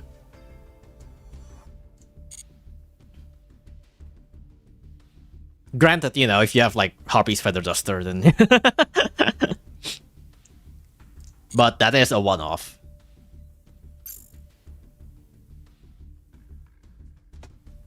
Set 4 pass with no meaningful way of dealing with back rows. That is pretty terrifying. Alright, let me do another duel. Run it back!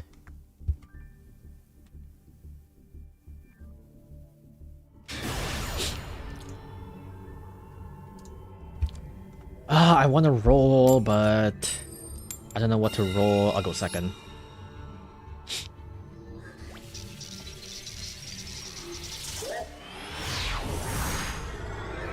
I want to play some bullshit.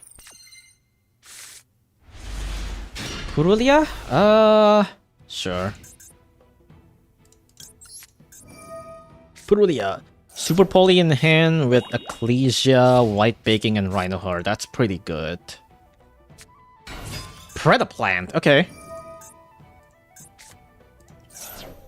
I think this is the first time I fought Predaplant in online. I fought Predaplant in local, so I do kind of know what they do.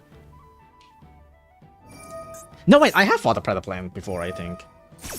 The Super Poly's gonna go hard. Unfortunately, I don't have the, Trifo something, the one that's like 3 Dark Monsters in the field. But yeah, Predaplant is pretty cool. Preda Primitive. Probably gonna search like Instant Fusion or some shit.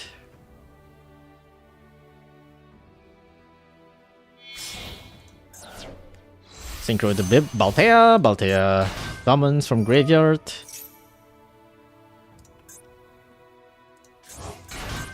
Oh, you summon Orphis Scorpio. Wait, why don't you summon Longnefelia? Or not Longnefelia. What's the one that like draws you a card if you... Well, I guess it's not in the graveyard. Black Rose Dragon. And Black Rose into Ruddy Rose, probably.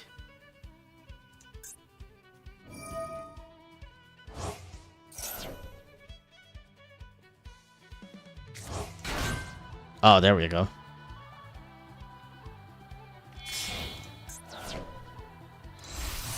Oh, right, Crystal Wing Synchro. Oh, you're a win, I forgot. That is a little bit harder to out.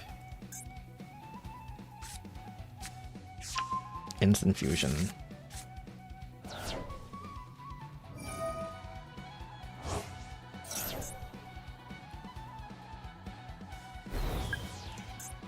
I guess what I could do, if they allow my Ecclesia and try to summon, try to stop my Albaz instead, I could summon Albaz and then just use Super Poly instead of activating Albaz. Ambulo Melidas. What are they gonna fill this pack with? Because Magical Musket got 1, Rescue Ace got 2, for Hire got 5, and what else is there to fill the Pumpkin and Zombie support? Yeah, I don't know. It's so mixed, like, it kind of sucks that it low-key kind of sucks that it's, like, super mixed. Darlingtonia. Super duper Poly. God, the name is so fucking funny still. Thank you for lowering your health so that my Skull Servant is able to deal with you a little bit easier. Starving Venom, Predator Power Fusion Dragon. When the card is activated, you can contribute 1 monster in either field with Predator counter and negate the activation. If the fusion summon card is controlled by graveyard, you can target 1 dark monster in your graveyard, special summon it. Fusion Substitute. Oh, right. Draw. Another Rhino Heart? I don't need that. Triantus. Predator Pruning. It is really funny that Predator Pruning is, like, actually being used. Fusion Substitute.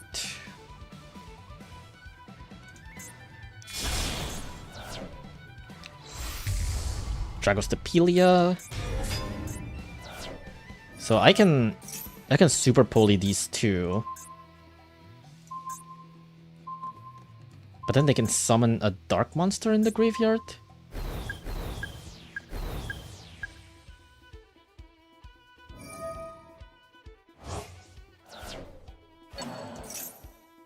What would they summon? Chimera Rafflesia? Probably.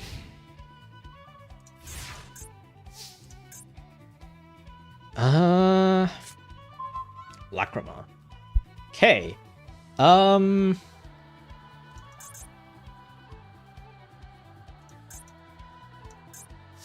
the card is activated, you contribute 1 monster in either field. Right.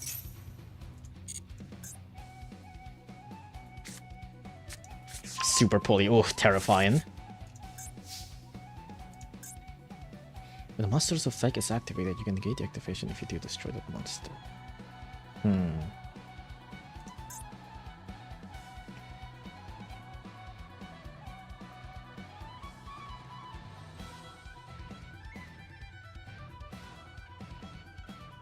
I kind of want to bait out Crystal Wing Synchro Dragon first, but because I don't want them to stop my white baking, and I want to discard white baking using Super Poly.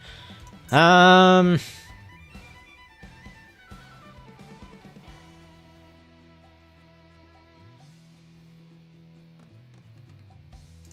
it is what it is. I just need to hope they don't negate with Crystal Wing Synchro Dragon. Whoops.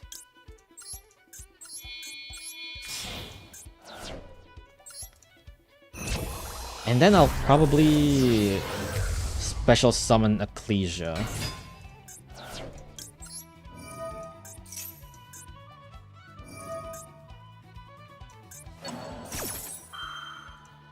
Just summon the same thing. Yeah.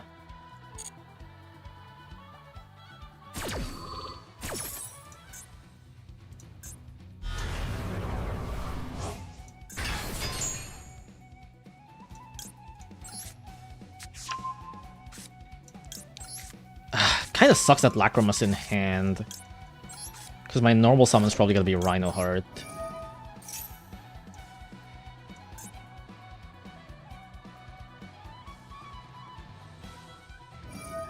Oh, okay, that is an odd thing to negate, but sure.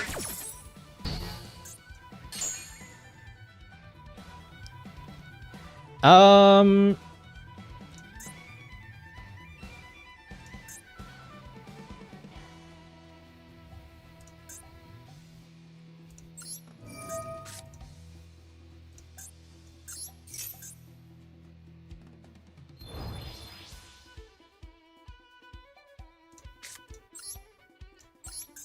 Ecclesia? What is your set card? There is still that, which I am a little bit worried about. Fucking Max. Okay. Alright, fuck you, buddy. Albas? Let me discard Lacrima. Of course.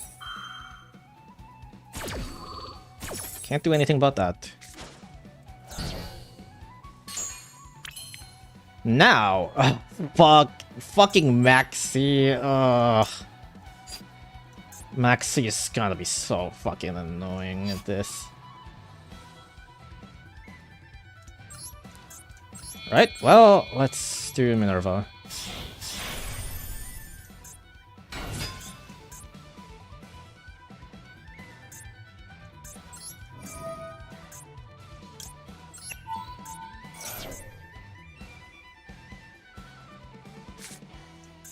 That sucks.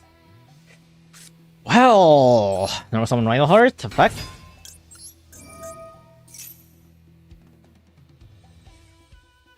I'm gonna give them a billion draws. Imperm, okay. I guess we're doing Fiendsmith. And probably give them 10 billion cards to draw. But what the fuck can I do, really? Wait, I just oh fuck, I shouldn't have discarded Lacrima, because now I can't summon it. Oh fuck, I fucked up.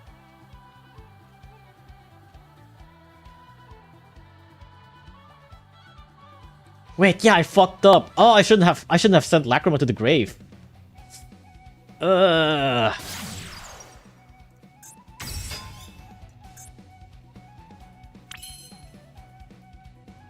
Right, I shouldn't have done that. That was a mistake. I might have to White Lord now, even though this doesn't give me anything. Another white baking, not what I want.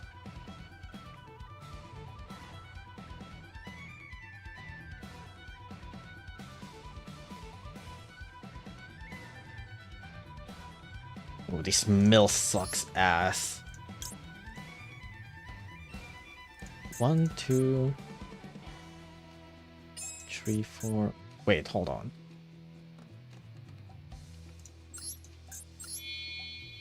I might be able to win. They only have 5k. Well, as long as they don't have, like, Ash or some shit, you know, but... It's a big ask.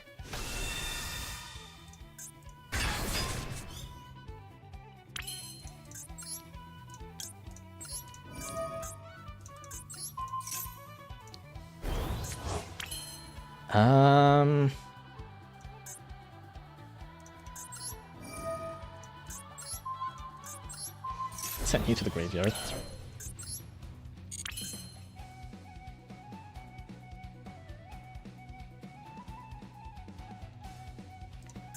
One, 2, 3, 4. If I summon Skull Servant, there's gonna be 3 cards. Plus that's gonna be 5. 5. It's not enough! I needed one more body. I need one more body. Or maybe it's possible. Hold on.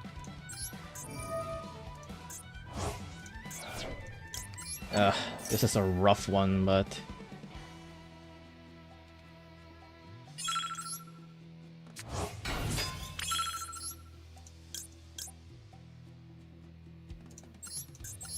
I shouldn't have done Linkuribo. I'm giving them another draw.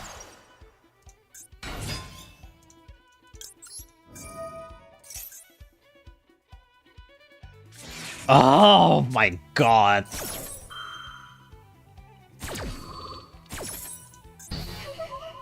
Of course.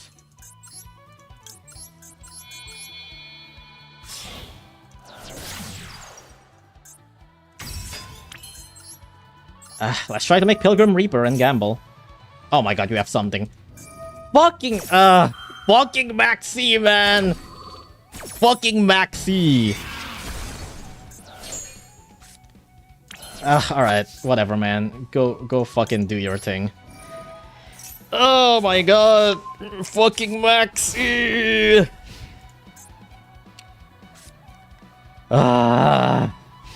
One off, by the way, yeah. Oh my god, dude! And you have Droll as well, fucked up. I was gonna turn off auto. They can literally just negate my shit.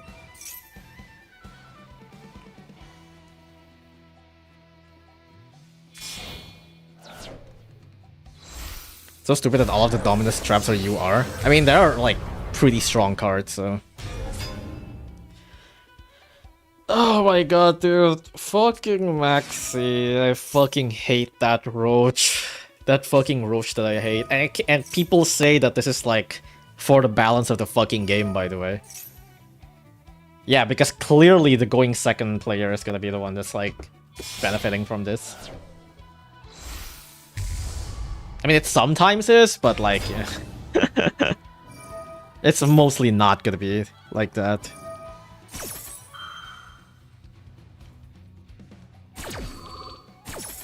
Maxi for going second card basically says your opponent discard one Ash.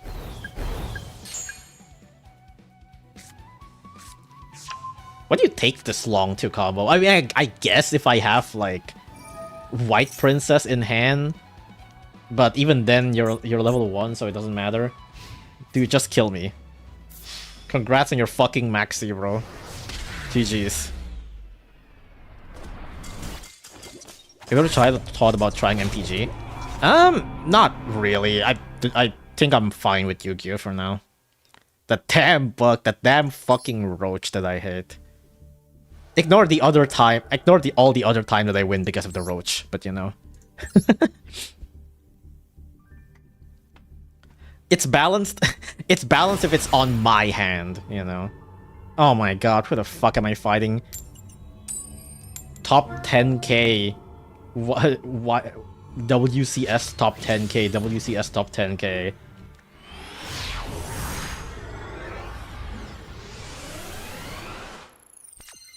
Okay.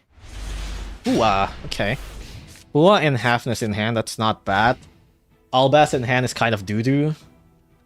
But Albaz with Droplet can actually break a good amount of boards, so...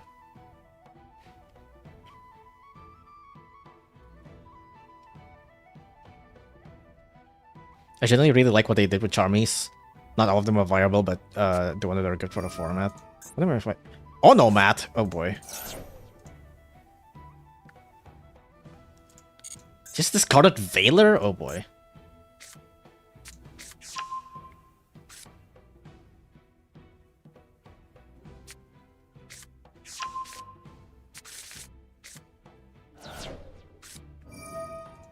Send one do. Wow, it's a circular?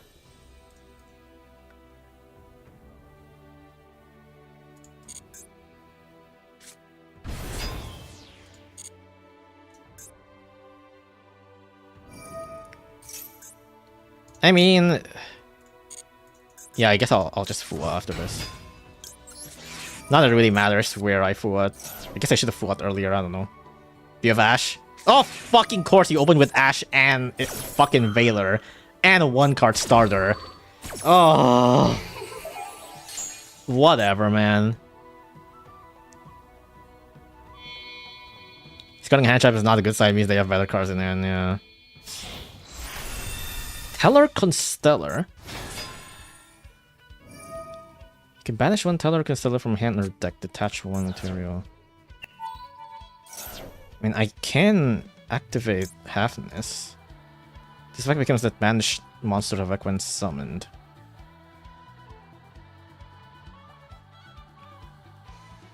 Get special summon one Constellar monster from deck. Also, you cannot special summon from the extra deck of light or dark.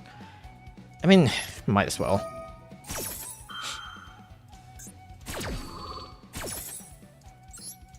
Have this? Ooh! Shiren and Rhino Heart. Wait, hold on. Wait, do I just immediately go to Rhino Heart?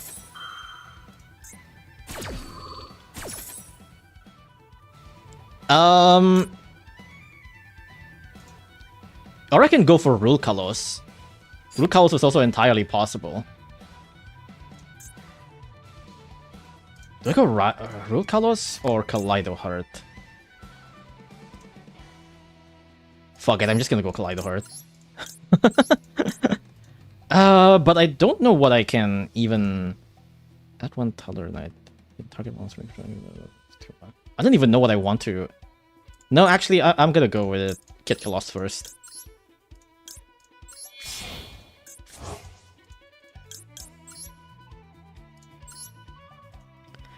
You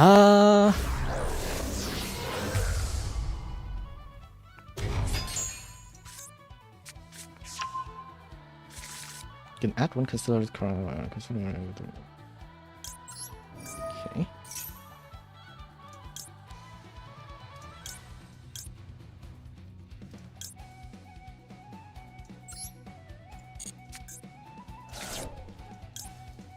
Have this activate. Do I go Rule Kalos or Kaleido Heart? I'm just gonna go Kaleido Heart. I have no idea who the hell do I shuffle back though. Do I just shuffle back this one? Because the Exceed is already... Ah, but Constellar can like upgrade themselves, right? Yeah, Constellar can upgrade themselves. Do I just return the Constellar? But I can probably like Exceed again.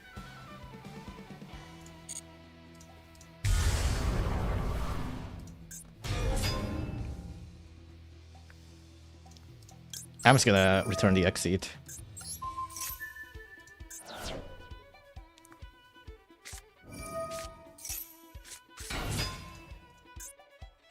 Maybe that's a bad idea, I have no idea. I have no idea how this card works. They're still comboing very confidently though.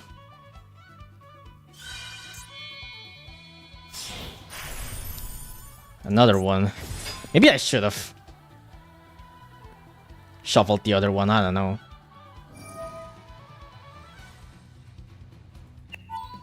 We're almost suddenly getting turn skipped, fucking hell.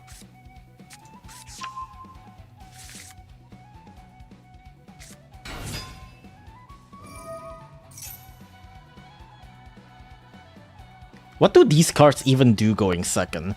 Do these decks have like literally any game plan going second?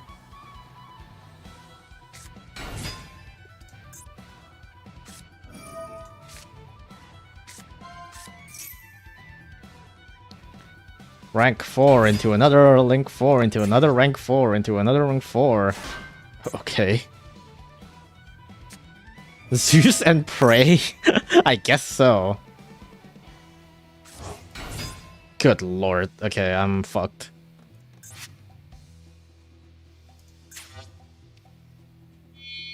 Well.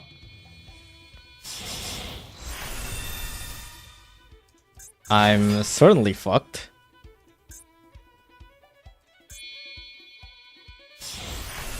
Constellar Ptolemy.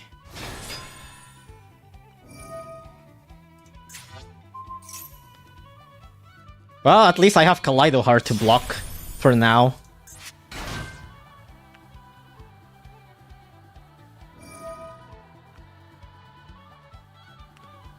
There goes my turn.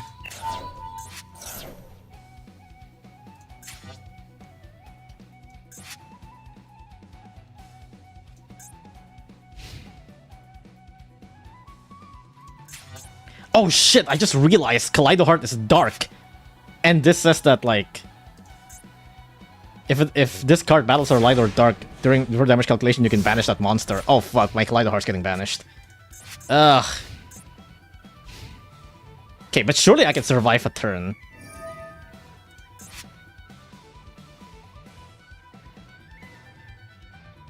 We love turn skips and FTK. Fuck yeah, dude. No, wait, they detached it. Never mind. So I guess they still have to go through this.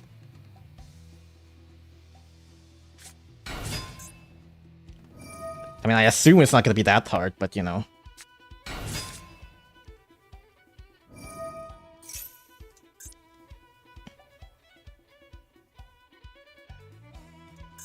So far, it seems like most of their cards are like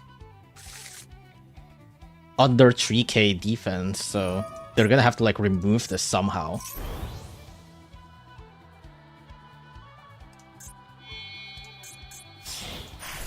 What the fuck is that?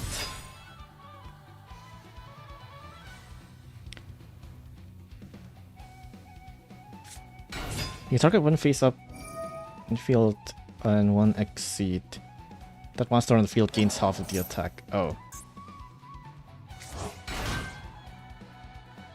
Your monster cannot attack for the rest of the turn except Teller Knight. I guess they can beat this up, but...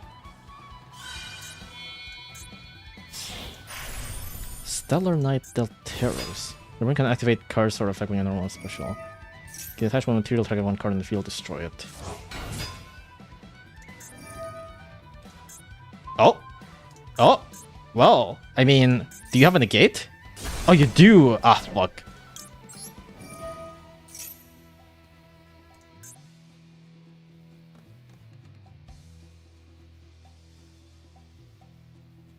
Why are you taking so long?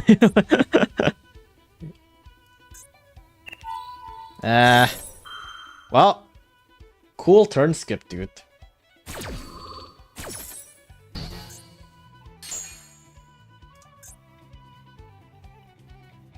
That is game. And also render right before battle phase.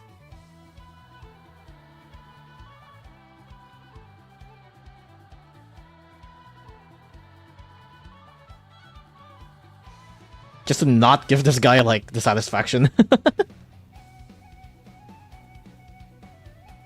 Why are you thinking for so long? What the fuck are you thinking, brother? What are you thinking? What are you waiting for? They have attack locks? Oh, wait. No, it's just the Teller Knights, right? Oh yeah, I guess it's not enough. Can attack the Teller Knight. I guess that's not enough, but...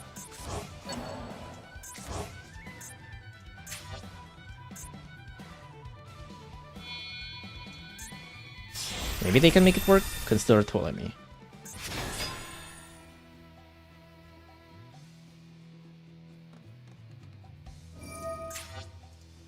You're gonna do it again? What is this? Oh, you're gonna put it up to another bigger guy, okay.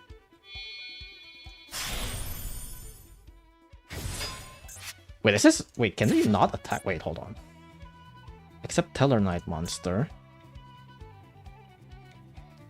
Cannot declare attack except with Exceed monster.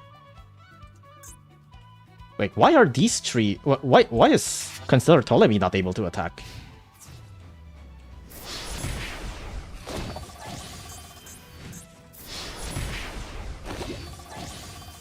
Wait, yeah, why is this not able to attack? This is a Teller, right? Oh my god, what the fuck is this? Because unaffected by your opponent's activated effect. Once per turn, quick effect attach. Target that many monsters your opponent controls, shuffle them into the deck. Fucking hell.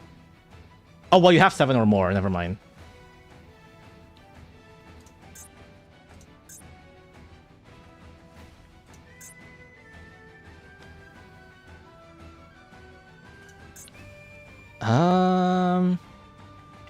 Either player can send cards from the deck to the graveyard.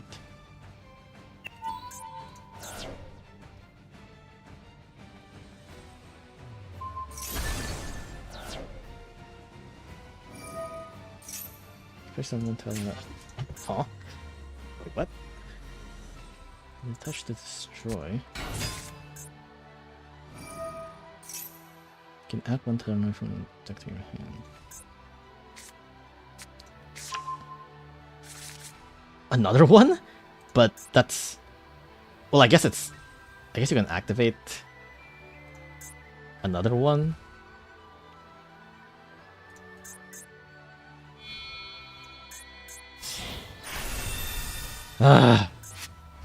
When the fuck is it my turn?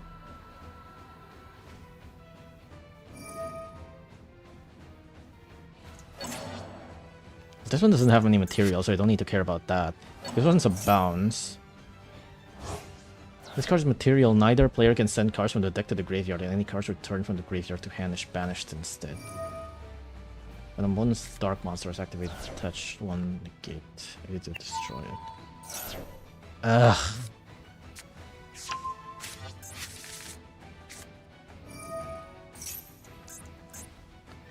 I can like normal summon Albaz, and then whoever tries to do something, I droplet with Ecclesia and they wouldn't be able to respond. But then it just makes Dogma pass, which I guess could be good enough. I don't know. Droplet and Albaz may win us the game. I mean, I can. What do I need to care about here? The king? Unfortunately, that's not helpful right now.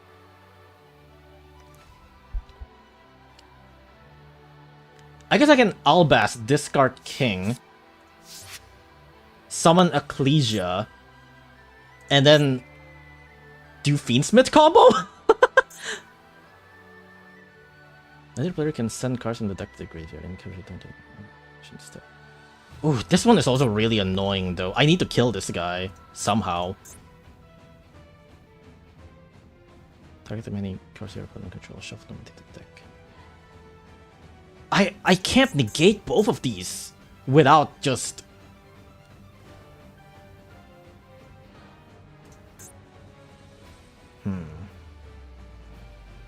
No Mirror Jade. Oh yeah, I do have Mirror Jade. But I want to fuse both of these if possible. When an opponent's dark monster is activated, but Mirror Jade is dark.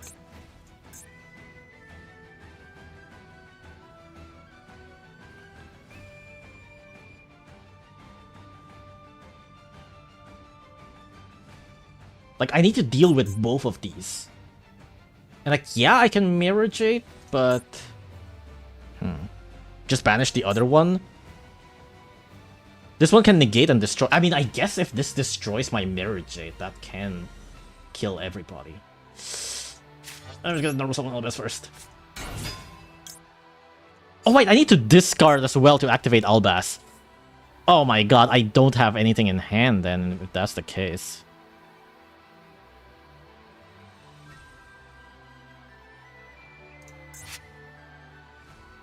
Yeah, there's too much cards to send to the graveyard. I can only do either Mirror Jade or Dogma Pass, essentially. That's the only thing I can do.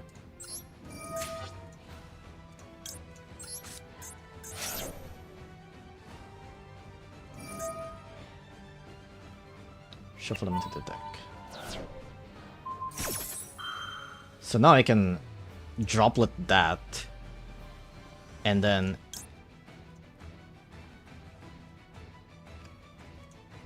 no, I think it's better to make Dogma. Get follow-up from graveyard. I still think it's better to do Dogma. I also don't have enough ammunition for Mirror Jade anyways. Like, Mirror Jade can only send Dogma and that's it, so it can only use its effect once. I think I'm making Dogma.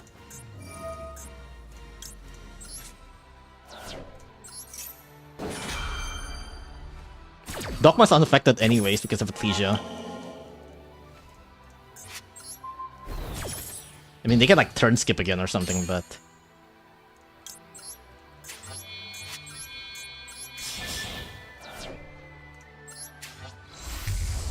Dragon that devours the Dogma.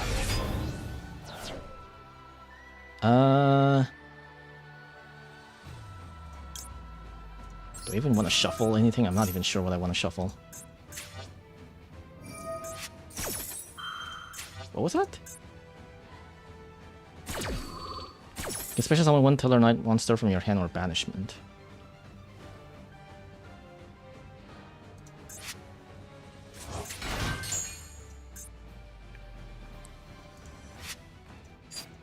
Once per turn, you can target one face-up monster in the field and one exceed monster or criminal monster in the graveyard. Then attach that monster from the graveyard. Oh, this Chronomaly can actually out my Dogma, huh? Yeah, Chronomaly can actually out my Dogma. Fucking hell. I should have fused that.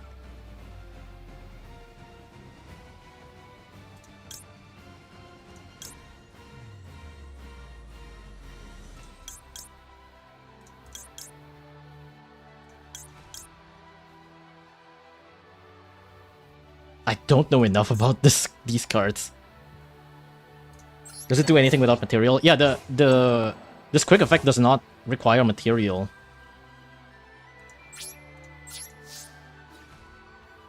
I don't think anyways. Yeah, this doesn't require material. Ugh.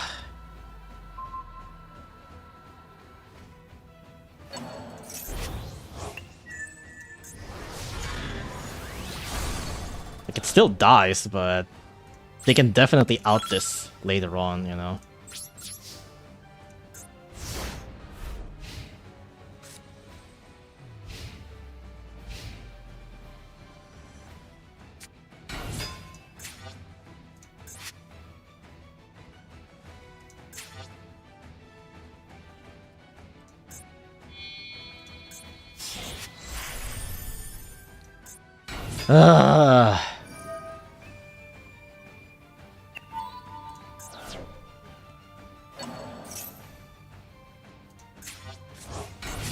Banish a light in the dark. I don't got chaos shit, Brood.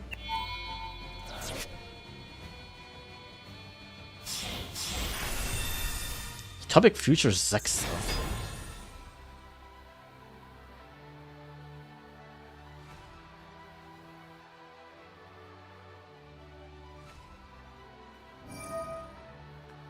Huh? I see. Well, GG's, I guess.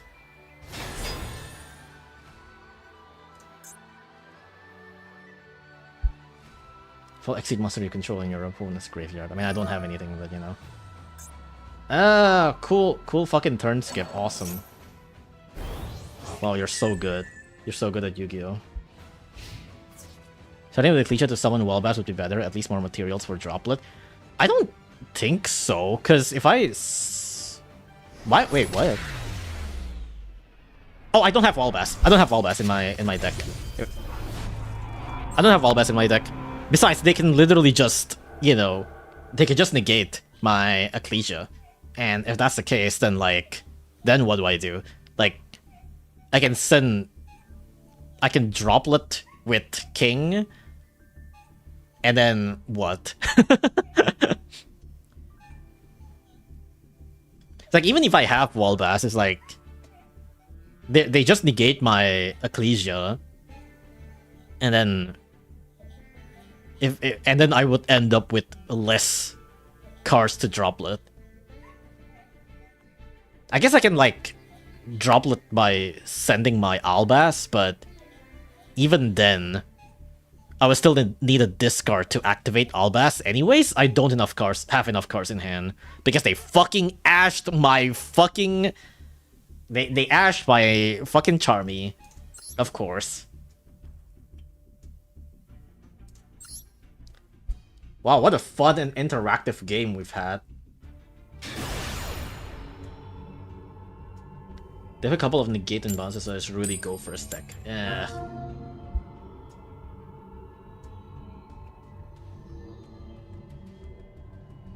To be fair, it's like, why am I going first? What are you doing? What the fuck has these duels been? Why am I going first? Brother! Dude! Are you fucking for real, dog? Are you fucking for real? Why am I going first? Pass.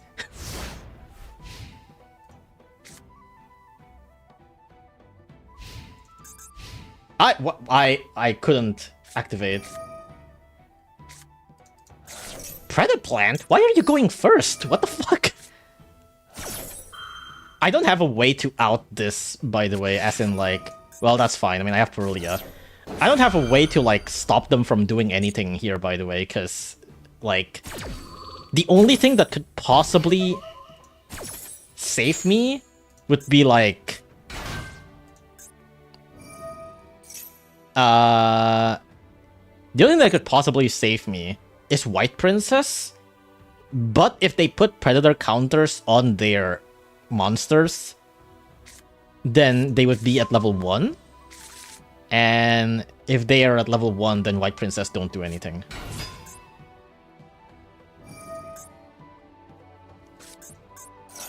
I guess the other thing that could also save me is if I draw Halfness. No fucking way, dude. Okay, just get the fuck out of here. Get the fuck out of here, dude. Oh my god. Why? What the fuck am I... Who the fuck am I fighting? Dude, This game does not allow me, like... Okay, you win 4 times? Nah, fuck you. You immediately get put with, like, FTK's turn skip and also someone who told me to go first while I open with 2 Charmies. Like, come on. What am I doing here? Who the fuck set me up with these fucking failures? What the hell am I fighting? Can you show me what they were playing? I mean, they're definitely playing Predator plants. That much is for sure. It feels like it's just basic Predator plan. I don't know. I don't know why they told me to go first. Maybe they just have like a lot of going second cards. But they opened with fucking Ash and Cold Pie, so I don't fucking know. Maybe not.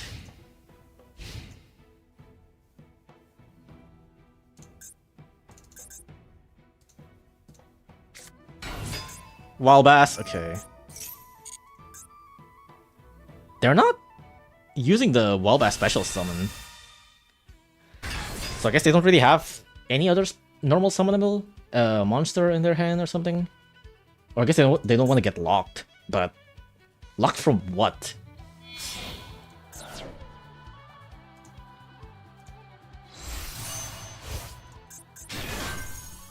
What would they do? What would they not want to get locked by? Normal Walbass. Dogmatica? Oh, this is the one that is like an imperm, I think, right? Tearlament? What? What do you mean Tearlament Scream? Tear branded with Dogmatica? What? The fuck? Hello? Have sent 1 monster from your extra deck to the graveyard. Wait! Dude, you're not gonna believe what I'm gonna send. Here, Tearlament Ketkala. You're not gonna believe this.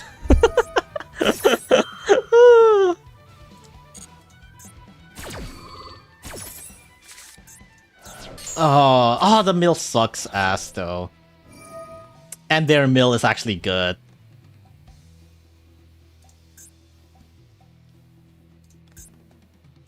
Hey, well, at least you know what I'm playing. Now you know what I'm playing.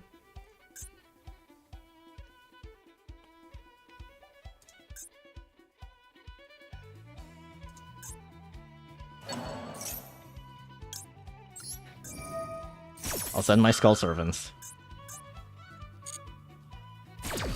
That is actually really fucking funny. Like, each player send 1 monster from their extra deck. It's just like, yup, send Kit Columbus. Well, same brain, brother. Oh, that's why you don't want to get locked by Albaz. Okay. So now we're gambling again. You already know that I'm running a graveyard deck. So this will be fun. We're both gambling. Oh my god, what my gambling fucking sucks, actually. Perulia and Fua. Awesome, dude. Fuck yeah. Revival Golem? Okay. I guess it's just a... That's just the body. Did they mill Rhino Heart? Dude, you milled Rhino Heart and... You summoned my Ecclesia? Okay. Are you gonna, like, hold my Ecclesia hostage? By Xing into Minerva or something?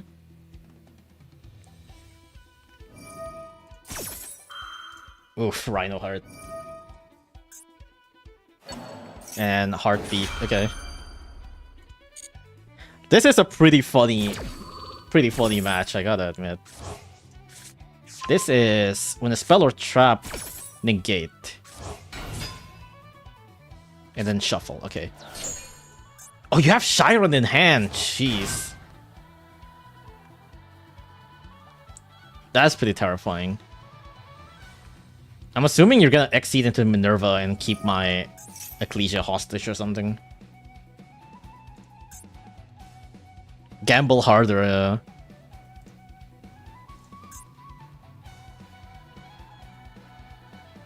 Revival Golem, yeah, apparently. Use with Chiron.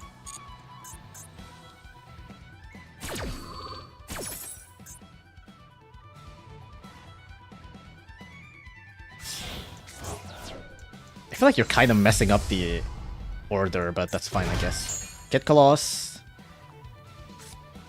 Send Halfness. Halfness into Kit Colossus. Or Rule Colossus.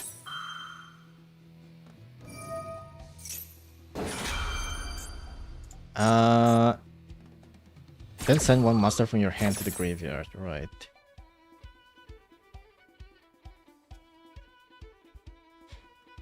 And be surprised if they're also on Night Sword Serpent. There's no way, dude. Get your cash.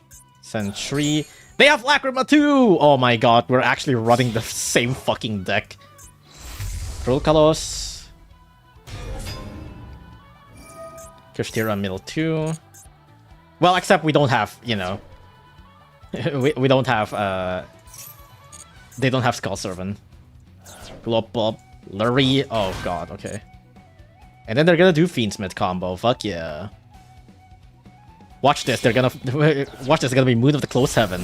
No fucking way, Naturia Beast. Okay. No, never mind. I thought you were cool. I thought you were cool.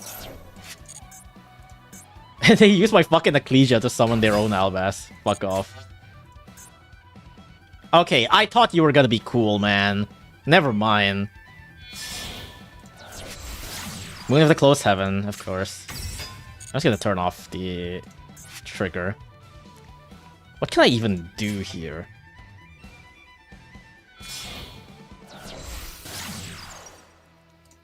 So I have Rule Colossus and the Trap so far.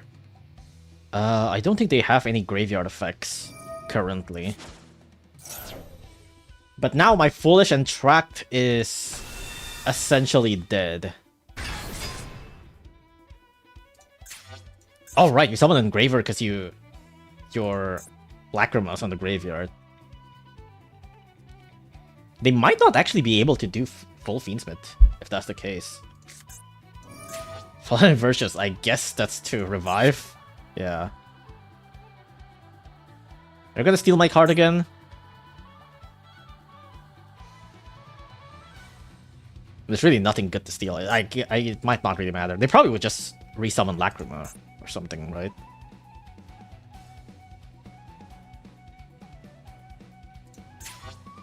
Well, I guess if I don't open with Super Poly or Droplet, I'm probably fucked.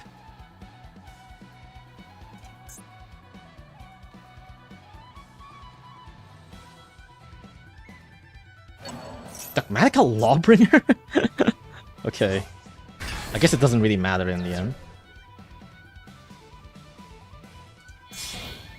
Yeah, it doesn't really matter. Either way goes to Fiendsmith sequence.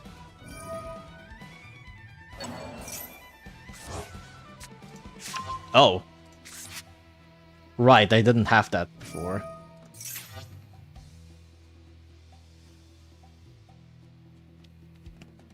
Top deck super poly. I don't think actually no, I can't even super poly because Naturia Beast is Earth. I don't have any Earth to or they don't have anything to super poly as well for a super poly target as well. Like the only thing that can out this is just Droplet, I think.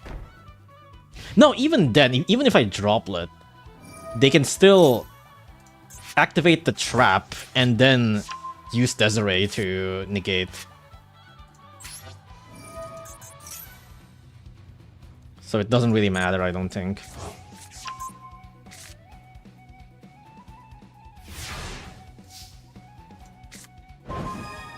Ugh.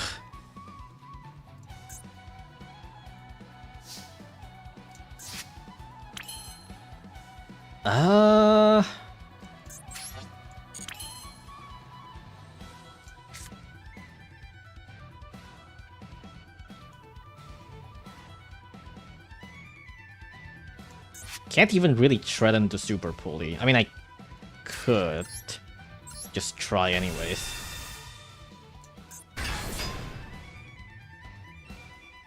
They allow me to summon Albaz. I can at least discard White Baking for free. But would you do that with Rule Kalos? Oh, they would actually allow it. Okay. Then I can send White Baking for free.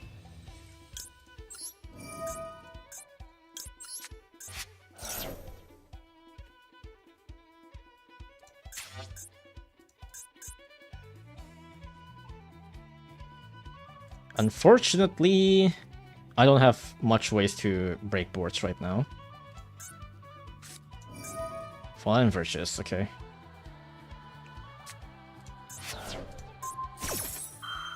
That is fine for now. Does Naturia Beast also... when a spell card is activated? Oof. Does that mean, graveyard spell effects also gets negated by Naturia Beast? Because if that's the case, that's actually really troublesome. That's actually kind of a big problem.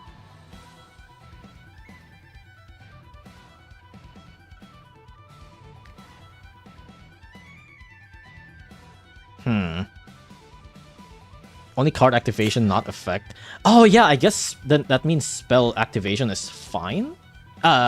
Spell effect on the graveyard is fine? Interesting.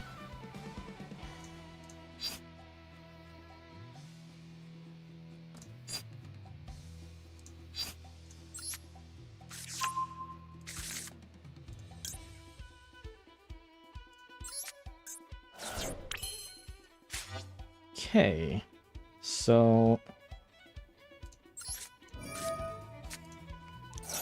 I do wonder if it's possible to out this, actually.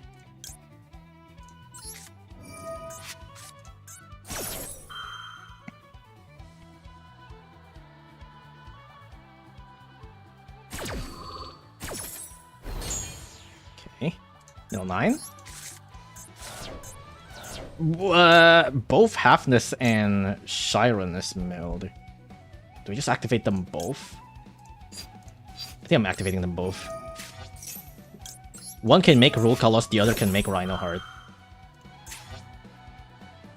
If they allow it, of course. Which they definitely won't.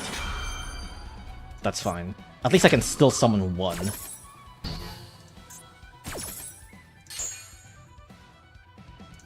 Or I can make Dogma. Can negate the effect on the number of... I could try to make Kaleido Heart threaten the Naturia Beast. Not that that really mattered. Yeah, you know what? Let's just do that.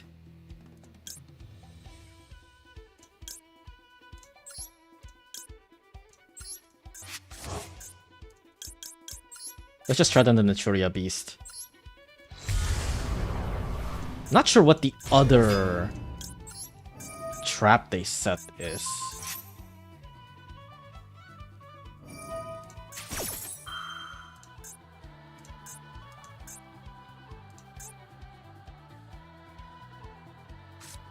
Tournament Soliak. Oh! Fuck, okay. I guess they don't even need that. Shit. Alright.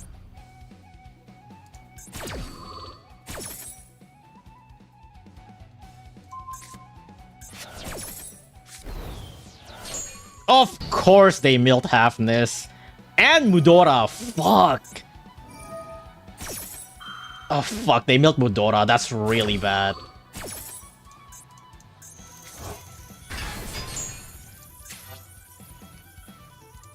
Oh, Mudora's a nightmare, actually.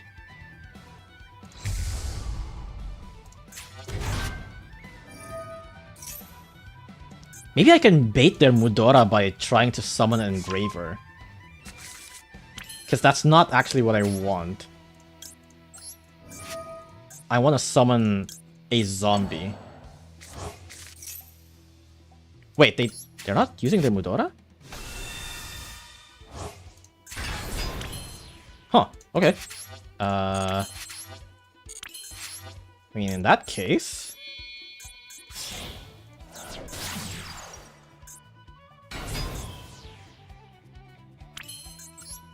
They had, like, something off or... What? What? What? Did you run out of time? What is this?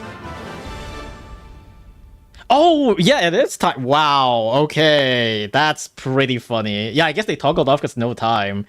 That's really funny. Honestly, I might have been able to actually win that, funnily enough. Like, I actually legitimately might have been able to win that.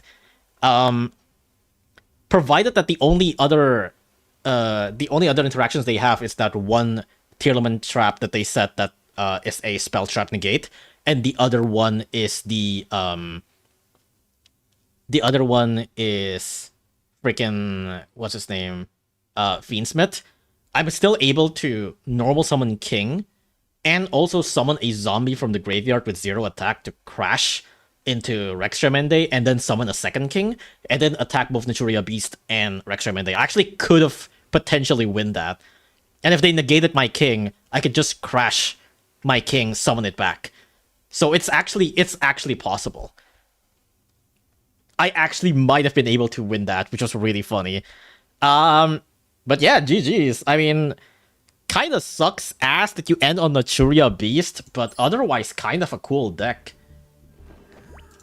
It is really funny that they're like, yes, each player send one card from their extra deck, and then we both send Kit Kalos.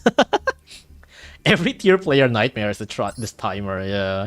All right, yeah. Let me check what their deck is. So confirm deck. Yeah, I guess that's about as expected. 3 Walbass, 2 Ecclesia. Fairy Tail Snow, Mudora, Keldo, Revival Golem, and Glow Up Bulb, which is pretty funny. I don't really understand Glow Up Bulb. Like, I guess it is a body and a mill, but like, it also feels like... Why would you want to, like... Why would you add one card to have the ability to mill one? Like, it just feels weird. Like, sure, it is a body, but... Really? Bulb is just to make Naturia. Oh yeah, that is true, yeah. Bulb is for Naturia. Oh, I guess that's what... Yeah, right, that's what Revival Golem is for. Revival Golem and Bulb is for Naturia. That's kind of ass. Oh yeah, they also have Baron, of course. Yeah, I guess that makes sense. But the rest are pretty much about as expected. Kashtira, Fenrir for Scream, I assume.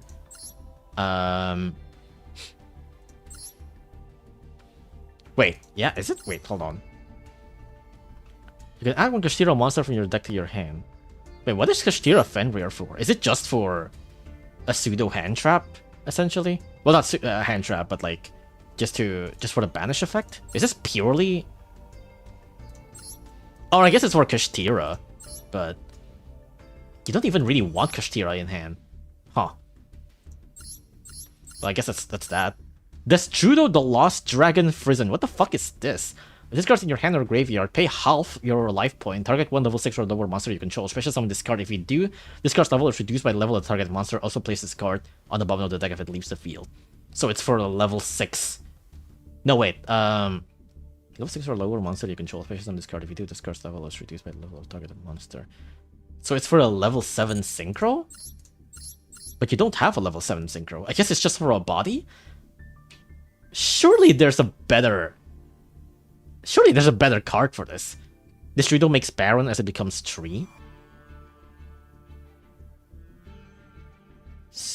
Wait, what do you mean if it becomes tree? It is available by the targeted monster. This card's level is reduced by the level of the targeted monster. So place this card at the bottom of the targeted field. You don't have to synchro with the targeted monster. Oh yeah, I guess so. Yeah. I guess it's just like a very flexible tuner. Targets a level 4 becomes a level 3. And then you just... Well, I mean... Yeah, but you're still gonna... I mean, I guess you do still need to do like some math after that. Depending on like what you have on the field. But like, I guess it is like a flexible tuner. Synchro with tier cash, I guess so, yeah. Also, I just realized... Yeah, they only have Maxi and Tree Ash, like... But also at the same time... Yeah, that's kind of how my deck runs it. Kind of want to do it as well. It's just like... Fuck hand traps and shit, just gas. But also no board breakers or anything like that as well, which is... I can respect that. All gas, no breaks, yeah. Like, I can respect 99% of the cards here except for Naturia Beast. I guess also Glow Up Bulb and Revival Golem. But everything else is cool. Everything else is cool. I can very much respect this. I don't understand why the Tree Wildbass though. Like, isn't it better to run Tree Ecclesias? Because if your whole plan is to make the level 8 synchro, you should just run Tree Ecclesias, right? Because you can. I mean, I guess Wildbass also have the option to, but you don't. No way, like. You don't want to get locked with this deck, right? Like, at least Ecclesia have a way to special summon without locking you. Like, Albas, you need to lock yourself if you want to special summon from hand. Yeah, why don't you just run 3 Ecclesias? You don't even have an Albas fusion except for Albion, so there's no point in... like, trying to... You can't even, like, fuse tier with Albas anyways. Yeah, you should just run 3 Ecclesias. I'm not sure why you would do that. No cult buy, no nothing, just put pure unadulterated milling. Fuck yeah, dude. The way God intended. Either one are a starter, so it doesn't matter because you're normal Wildbass. Yeah, but at least if you go second, or if your opponent have a monster on the field, Ecclesia can special summon herself without eating up your normal summon, you know?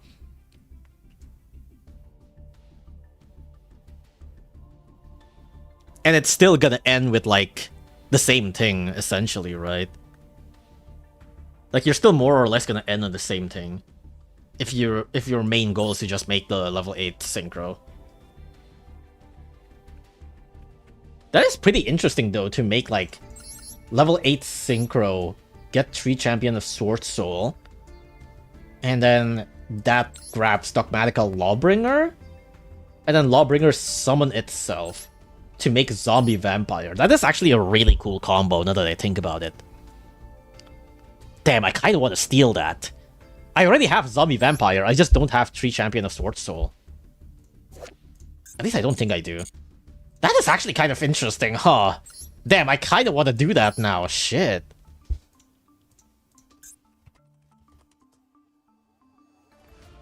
Yeah, I don't have 3 Champion of Sword Soul. Ooh, that's actually kind of interesting. Fuck. That is actually really interesting. Damn. Damn, I kind of want to steal that.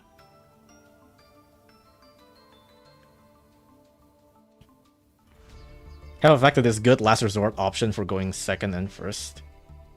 Well, this is better going second because it eats more disruptions. I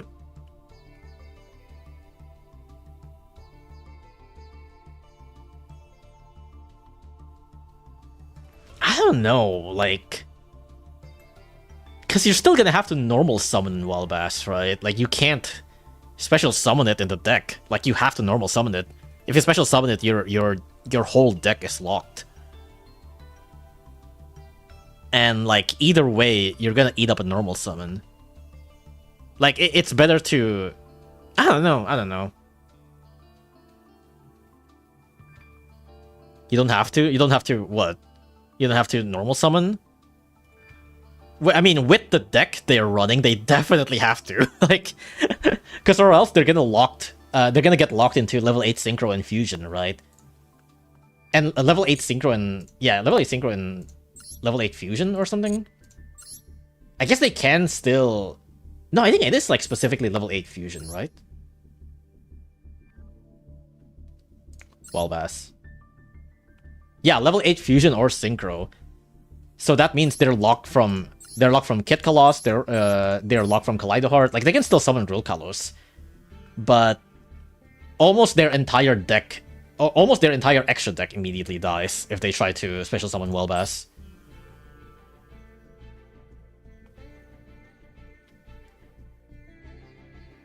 I was at least a level 4 body on the field after a Nash. That is true.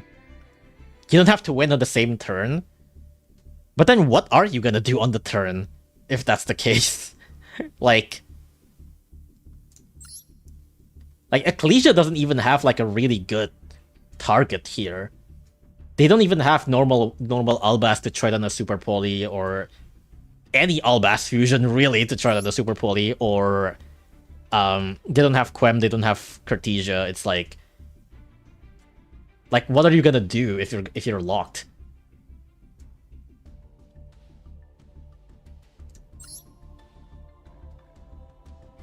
It's like, yeah, you don't have to win that turn, but then what are you gonna do? You're basically skipping your own turn as well. It's like, I think it's better to be somewhat weak to interruption than essentially a card that skips your own turn.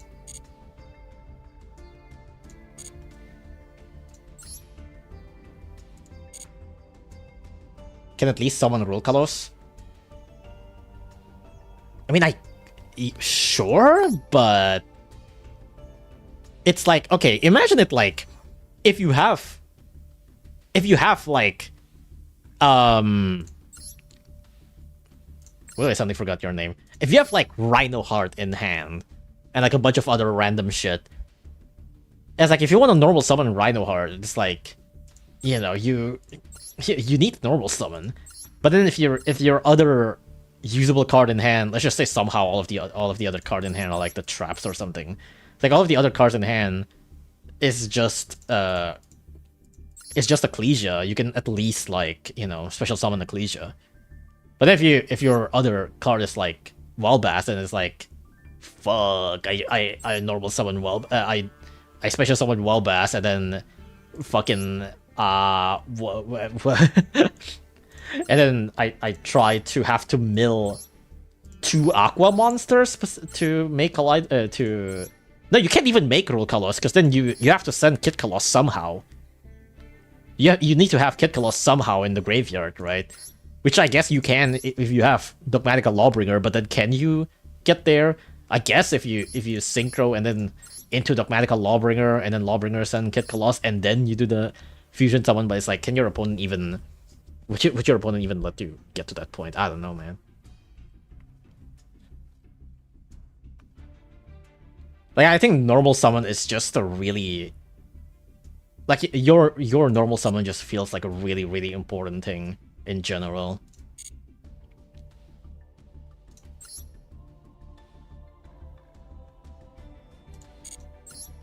I don't know. Either way, Now I am thinking about how I could possibly change the deck, but also I don't fucking know what do I want to do with this. Wait, actually, I just realized. Wait, hold on.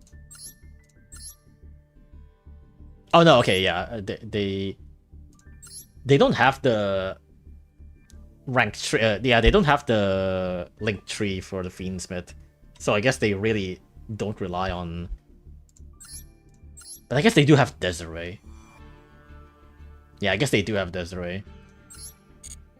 It's definitely not optimal to play Albaz staff in the first place. They're doing it because they want to, for the same reason you play Skull Servant, if I had to guess. I guess so. I mean, then again, I think it's, like, not bad to make... Like, honestly, I can kind of see just having, like, Ecclesia and Albaz or Walbaz just to make, you know, just to make Dogmatica Lawbringer and stuff. Like, I think that does kind of work. You can cut the bricks and play less normal summon as possible if you want. 3 Rhino Heart, 3 Ecclesia, 1 Walbaz makes 7 normal summon, which is fine. I guess.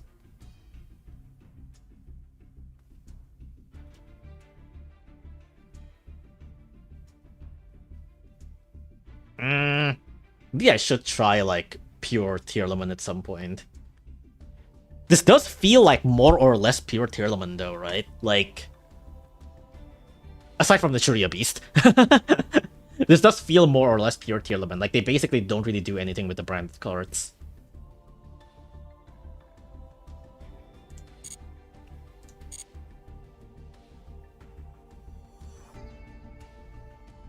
I'm kind of tired already.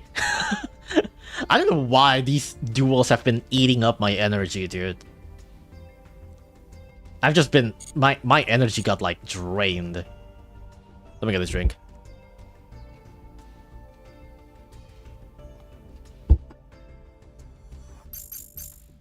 I do wonder... Man. I have, like... When I was testing stuff about my extra deck, one of the cards that I thought I could cut from my extra deck is Linkuribo. Because Linkuribo is, like...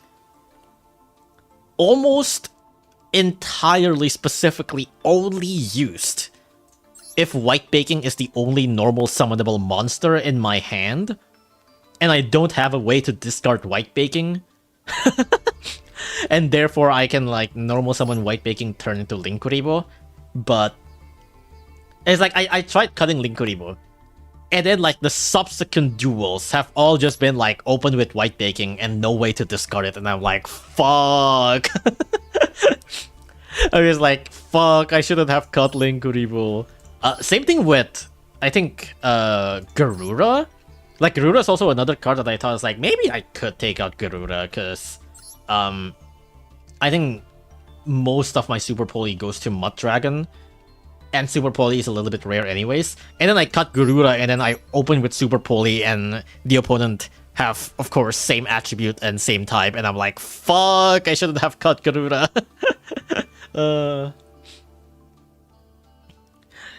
It always feels bad to cut something that feels optional in the deck, and then you cut it, and it's just like, damn it, I shouldn't have cut it.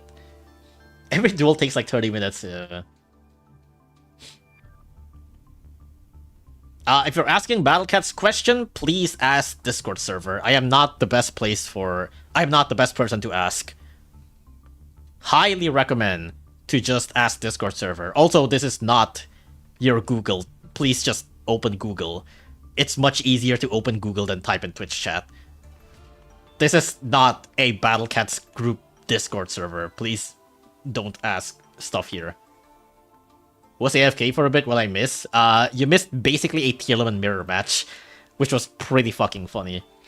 Truly Pure Tier is hardly playable only because of harsh hits in the deck. Yeah, I mean, it's like, it does kind of suck that Merly is banned, which I kind of understand, of course, but like, it does suck that you basically get like, you basically only get to do 2 fusions in your turn. Which, like, I get. It would be pretty fucking broken to have Merly, but at the same time, it's like, I guess that in the TCG and stuff, they don't have Kit Koloss, which I also understand. But man, I wish they unbanned. I wish both of these are at the same time, you know? I played like 3 games on the events and I felt sick. I actually kind of liked the event when I played it. Except when I fight against Orcust. Fuck Orcust. At least Merly still had her place in my heart and on air format. Yeah, it is kind of surprising that Merly and Halfness are like the only SRs in tier are Paraligia and Kushtira. The others are like all URs or for some reason N for Merly and Halfness.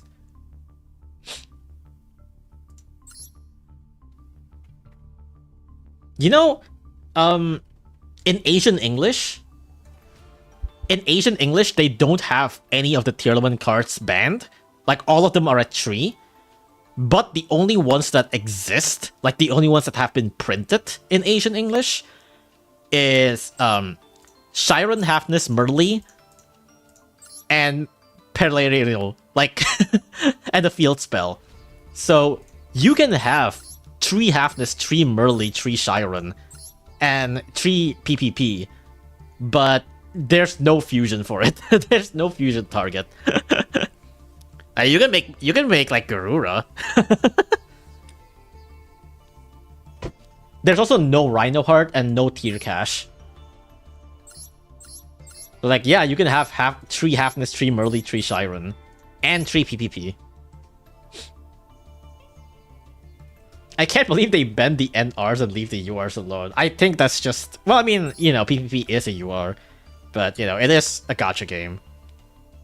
But Dragon Turbo.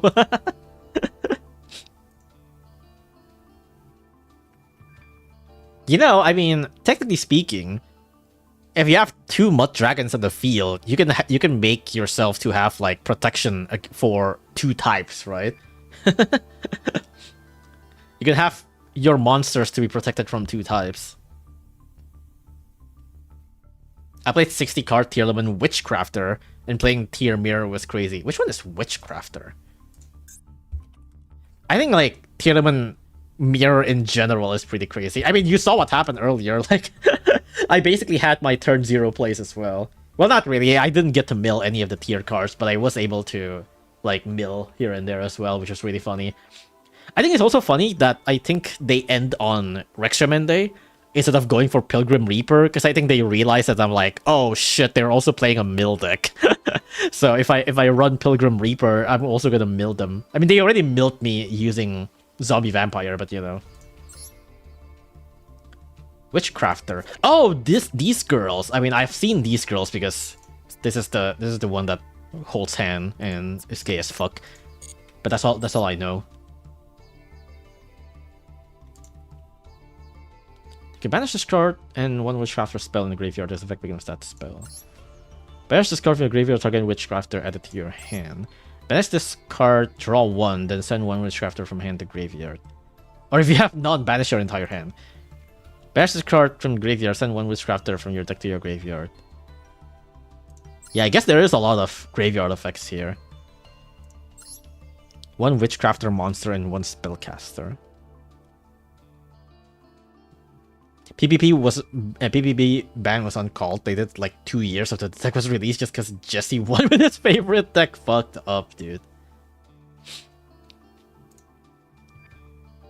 And I guess it is pretty insane to search for a tier card, but still. And also just like have way more plays for your opponent's turn as well. So I kinda get it, but eh. Fuck, man, I'm so tired already. I kind of don't want to do another duel. I kind of want to just do solo modes. I want to roll as well, but Pumpkin... do I have enough gems for Pumpkin? I only have 6k. I mean, realistically, I already have Changsha, so...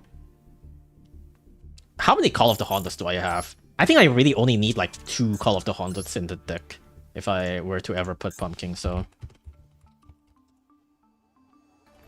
Yeah, I do have 2 Call of the Haunted. Oh yeah, you get them from solo mode tutorial. That's actually really funny. I mean, yeah, like I think 2 is really all I need. I was trying to save up 8k gem for a full deck. I mean, I'm not trying to go for a full deck, like... Whoops, sorry about that. I think the only card that I want is, like, at least one of the main deck Pumpkin and at least one of the level 6. And even then, honestly, I might not even run the level 6 Pumpkin. Like, even then, I might not even run the level 6 Pumpkin. Like, I think Pumpkin is just... For me, Pumpkin is almost entirely only to summon Changsha. Like, that's my goal with the Pumpkin cards. So it doesn't really matter what rank 6 do I make. Like, I could just make Pilgrim Reaper in the end. So... Like, honestly, I might just be able to craft Pumpkin if it's like a super rare in the main deck, but I kind of highly doubt it. I feel like the Pumpkin main deck is still gonna be a UR.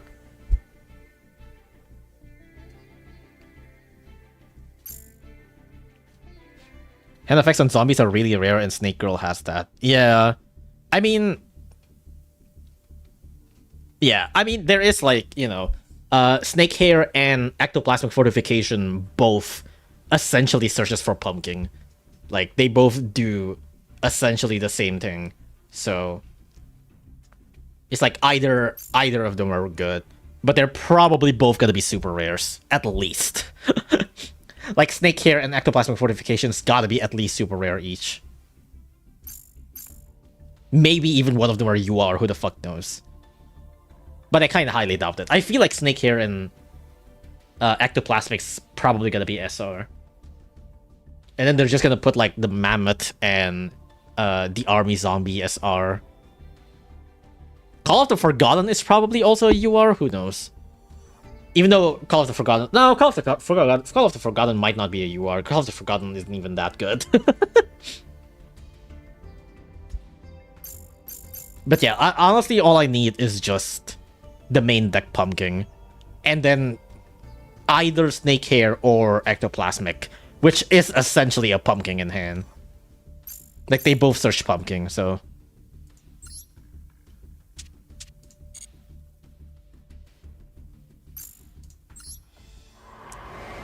You know what? I just saw earlier that my special deck challenges haven't been completed.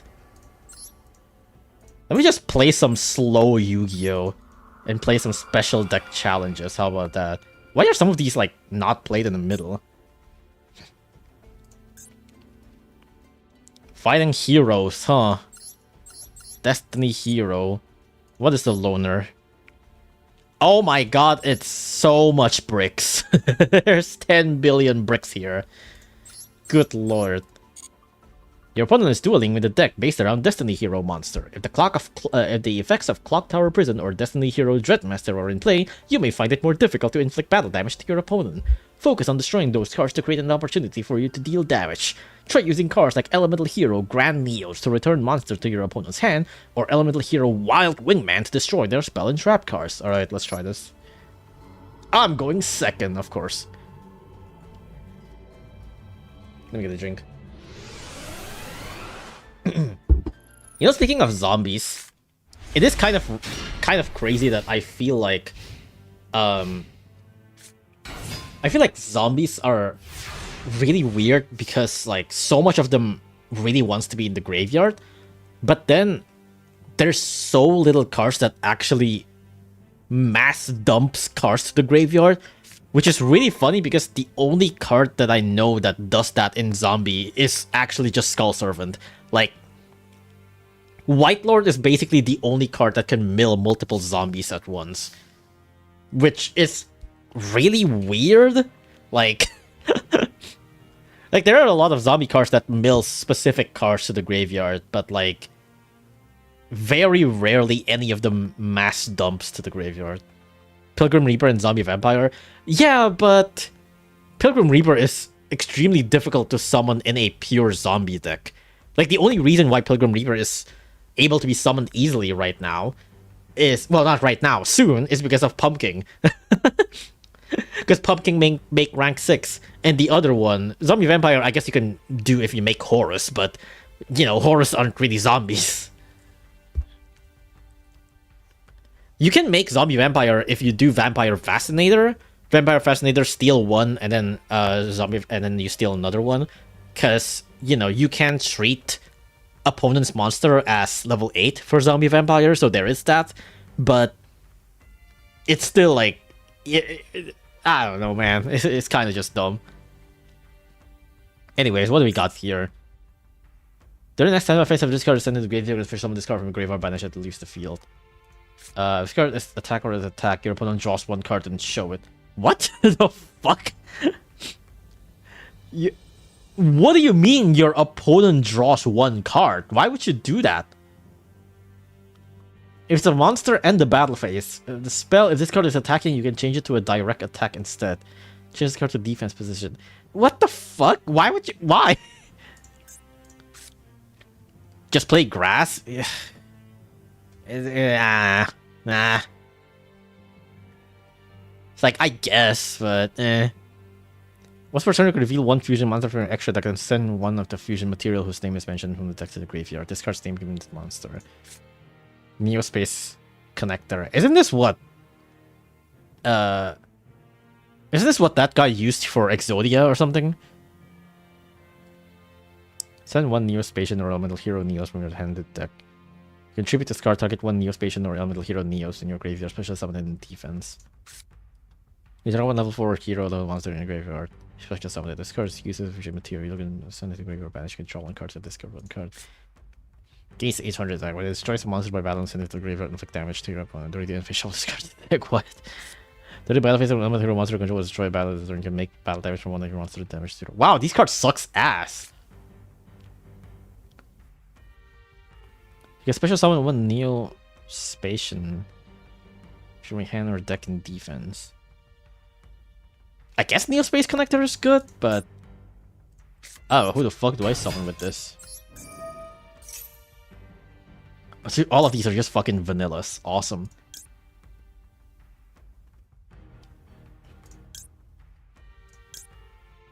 This summons in defense, right? Target one face-up monster your opponent control, and the end face this card's name because an original name. We'll try to place that effect with that monster's original effect, if any. Gain 400. Wow, these monsters fucking sucks ass. What the fuck? It makes Isolde, I see. Because it's a warrior, of course. 2 warriors and a hand rip. Yeah, but I don't fucking have Isolde. Like, I can summon Aqua Dolphin, but... Target one Neo-Spatian monster or one Elemental Hero Neos in your graveyard, special summon in defense position. I'm honestly... You get your bonus hand, choose one monster. If you control a monster with a greater attack, destroy the card, chosen card. If you do, inflict 500, otherwise take 500. Honestly, low-key, I might just summon Neos. Like, I can hand rip, I guess. But only if the monster is below 600 or 800. Like, normally this could, like, maybe take out hand traps or some shit, but they're not, they're not fucking running hand traps, dude.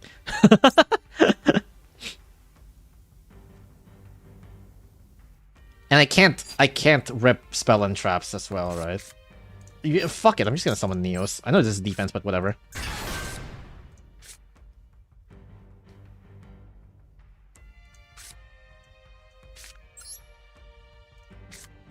Yeah, awesome. Good turn. Good old Yu-Gi-Oh!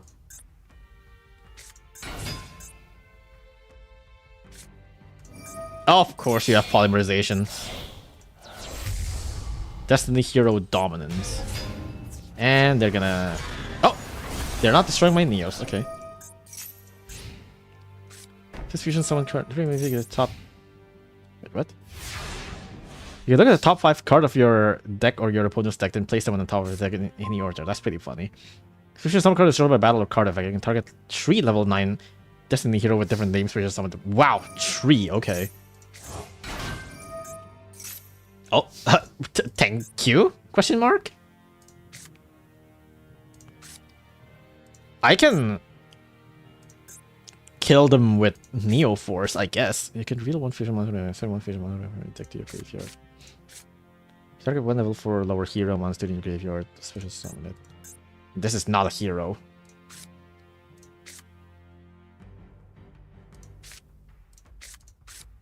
Wow, these cards fucking sucks ass. I don't... Is there any of the monsters that are even good to be, like, sent to the graveyard?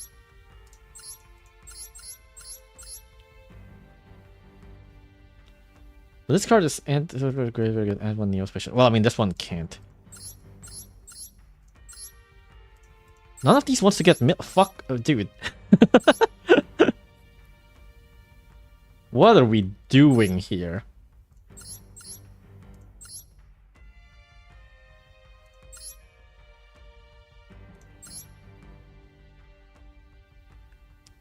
Once while this card is in the graveyard, you can normal summon one level 5 or higher elemental hero without tributing. Wow, awesome. Sure, I'll just summon this anyways. But I actually have no idea what I want to send. What made you get into Yu-Gi-Oh? I used to play Yu-Gi-Oh back in, like, elementary school, essentially, you know, playground Yu-Gi-Oh and shit. This was all before, like, Synchro. Obviously, I was, like, you know, fan of the anime and stuff. Everybody was, like, into it as well. I stopped right before Synchros were a thing. And then, recently, I came back again because, there was a Dragon Ball FighterZ mod.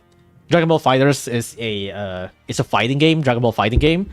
And there was someone who made a Yami Yugi mod that is like insanely good. Like you play as Yami Yugi and like you have like your Dark Magician stand kinda. So it's super cool. Like you play as Dark Magician, but you also have Yugi in the background, and then like Yugi can like do some bullshit in the background as a fighting game. Like it's super cool. And that basically just leads me into like the Yu-Gi-Oh rabbit hole, I suppose. The YouTubers that I watch to play Dragon Ball FighterZ are also a Yu-Gi-Oh YouTuber. Dododoya, Syriax, and Rhymestyle, the three idiots, you know, they're all also Yu-Gi-Oh YouTubers. So it's like on top of also watching their Dragon Ball FighterZ, I also started watching their Yu-Gi-Oh videos. And after watching their Yu-Gi-Oh videos, I ended up watching more and more Yu-Gi-Oh videos. One of the big ones that I already talked about this all in my first Yu-Gi-Oh video, but like one of the big one that really got me sucked in was Simo, rest in peace.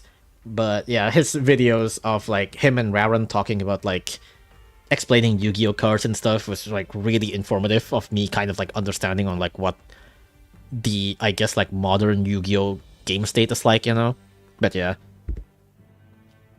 So it's like, unfortunately, the one that really pulled me in was Simo. Were you a Dododoya watcher? Yeah, Dodo is so fucking funny, dude. Sierra's getting the top gun into regional with Blue Eyes, isn't he? I think so, yeah. Like, he's actually a pretty good duelist.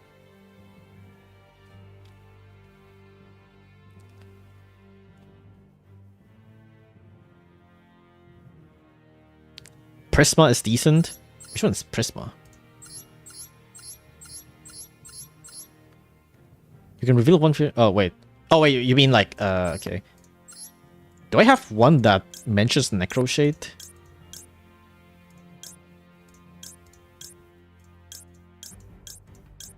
Oh, yeah, this one does have Necroshade.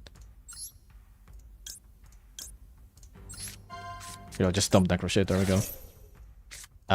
Set this to attack. Activate this. Why the fuck do you even... Why do you need to shuffle this back to the deck? What's the fucking point? Like, you make an equip spell that is only used for one vanilla monster, boosted by only 800, and I guess it have like a burn thing as well, but like that's fucking it. What the fuck?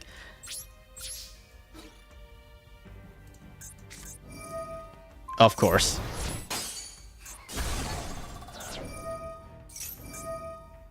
Wow, what a good fucking deck we're playing. I might have known why I haven't finished this one. Make the battle damage from one of your opponent's monsters 0. What? Dude, what a good deck.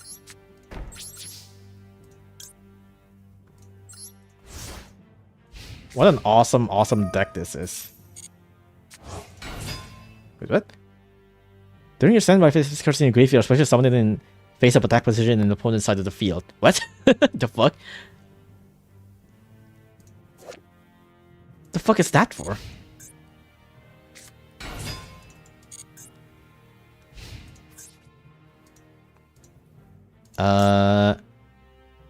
During the battle step, any opponent's attack that takes place while you control the middle hero monster is negated, but this effect only works. What? Dude, old cards are so fucking funny. Like, old cards are so fucking funny.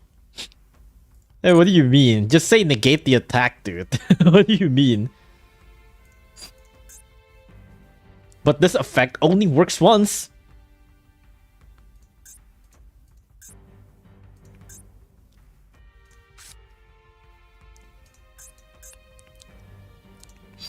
And whatever. Might as well.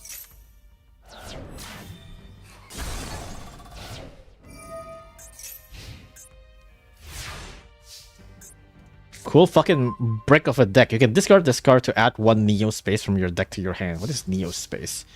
I guess I'll do that.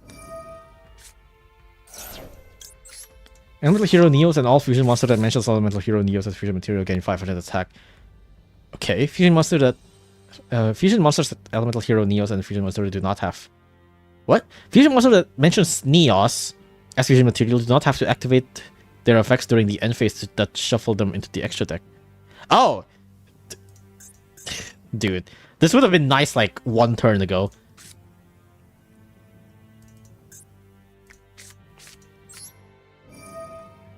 All fusion monster that Elemental Hero Neos as fusion material. Well, I don't have fucking polymerization now, do I? Start up a level 4 or lower hero monster in your graveyard. Special summon it. Well,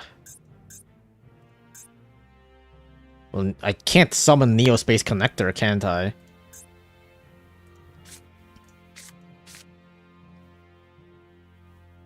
A lot of these cards really expect you to already have polymerization in hand, huh?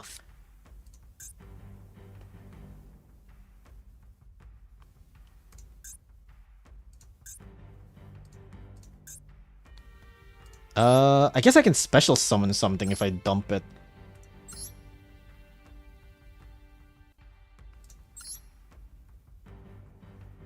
Add 1 hero monster from your deck to your hand. I can dump something and then special summon with Liquid Soldier.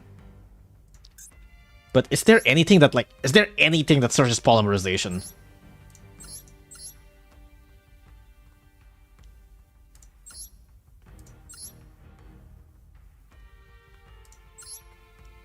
No, all of these sucks ass. All of these fucking sucks ass. I guess I can try to grab Grand Ball? Maybe? No, Grand Ball is a Neospatian, not a hero, so I can't... Fuck, dude, this deck fucking sucks ass. 2 Miracle Fusion and no other way to... like. I mean, I guess there's Neos Fusion, but... Dude, what the fuck?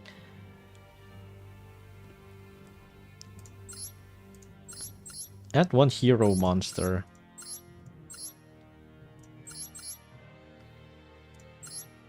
Holy shit, this sucks ass.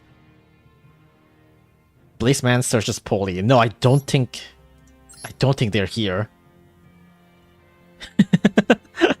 There's no Poly anyways. There's only Miracle Fusion, Neos Fusion, and stuff. Dude, I don't fucking know anymore. Well, I can't back out? What the dude, okay.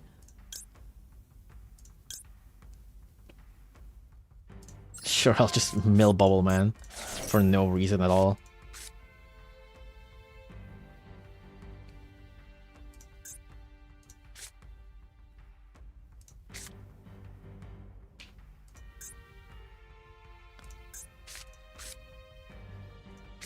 No, someone with distributing, yeah.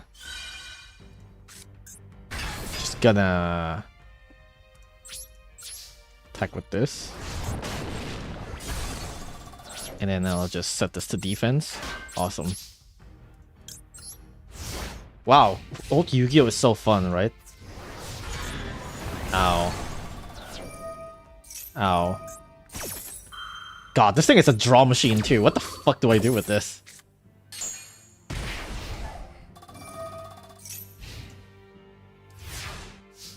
They're just top decking shit too.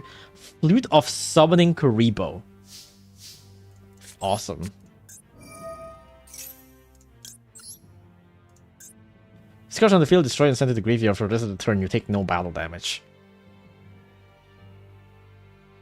Why do you have this? I mean, I know it's like for anime reason, but like... Dude. This deck fucking sucks ass. I'm just gonna retry, dude. This deck sucks ass.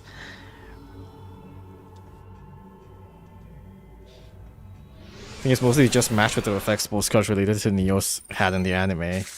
Maybe purely because of the anime. Well, the anime fucking sucks! Well, not really. Instant Neo Space. Equipped only to a fusion monster that lists Neos as material. It does not have to activate its effect or the activates is shuffled into the extra deck. The equipped monster leaves the field, you can special summon 1 Neos in your hand graveyard. What are we doing here?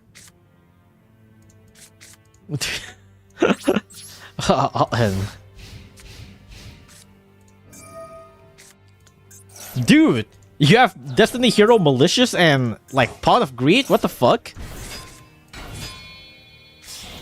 What? You have a Link Monster? What? Why do you get a Link Monster? What the fuck? Hello? What the fuck? Why do you get a Link Monster? That's insane.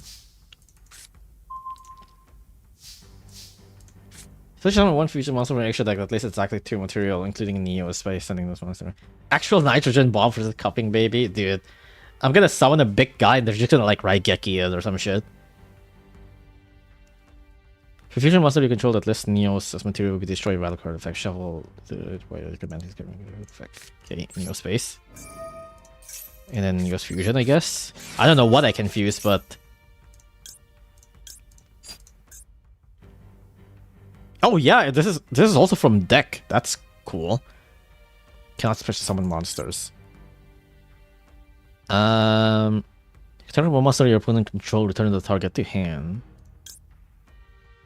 Return during your main phase 1, you can target one face-up card, destroy the target if you do apply that. Okay. This card gains 400 for each spell or trap on the field. You can discard 1 card, destroy 1 random card in your opponent's hand. Target 1 face-up on the field, negates its effect. When you control this face-up card, you can only target 1 monster at a time. This card effect. Wow, all of these sucks ass. I guess Grand Neo is just pretty good. But all of these actually sucks ass.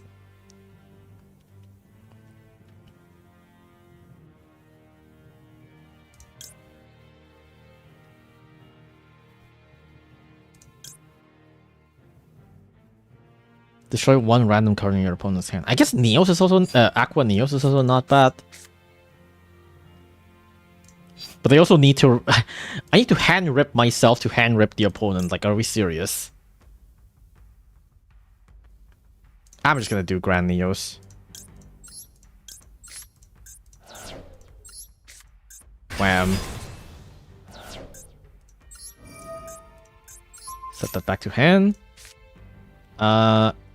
It doesn't have, if the equipped monster leaves the field, you can special summon 1 elemental hero Neos from your deck to your graveyard. I mean, this one already does. If monster that fusion monster Neos doesn't have to activate to shuffle. Yeah.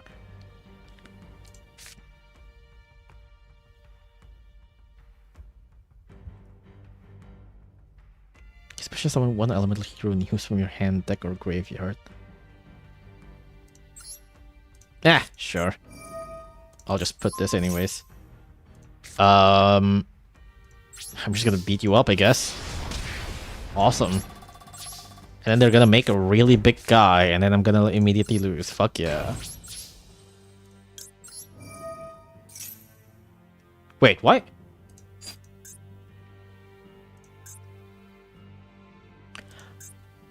Oh wait, does it? Wait, what?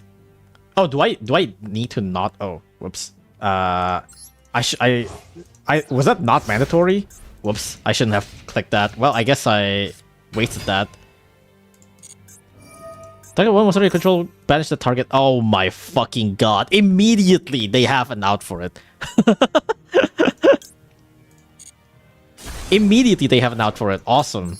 Fuck yeah, dude.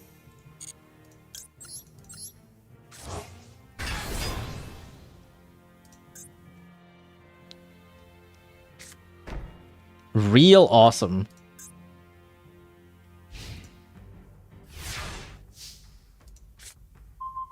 Elemental Hero Clayman. Fuck yeah, dude. He have a body built to last. He'll preserve any of his Elemental Hero colleagues at any cost.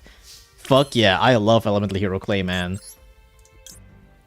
Oh yeah, you can contact fuse this. This card gains 400 attack for each spell and trap on the field. Usage rate 0.001. Fuck yeah. I mean, I'm gonna do this and then they're gonna have like fucking Mirror Force or some bullshit. Alright, show me the Mirror Force. No? Okay. They're going easy on me. I'll set Clayman. I need to activate it, right? No? Okay. What was that? Spanish monsters return to the opponent's field during your second standby phase after activation. Oh, I see. I didn't even realize that. Oh my god, they're gonna do it again. Are you fucking serious? No, okay, never mind.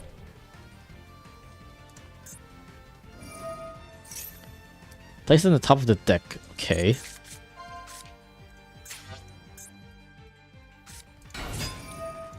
Place one clock tower on each clock tower prison. There is no such thing.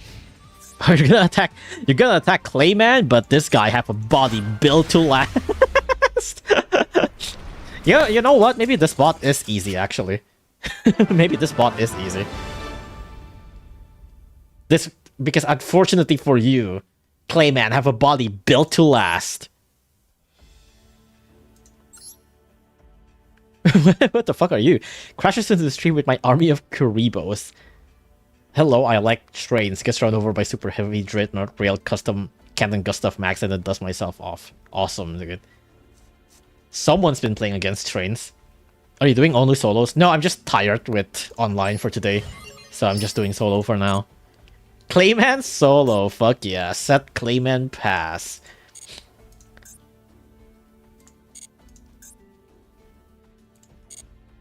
That's my favorite strat.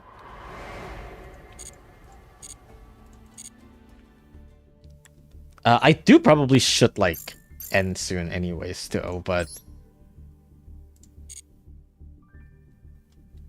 I don't know if I have enough energy to do another duel. It's like, I kinda want to do another duel, but... I also kinda don't want to. Is there a chance you and I can duel? I should do like a viewer duel at some point, huh? I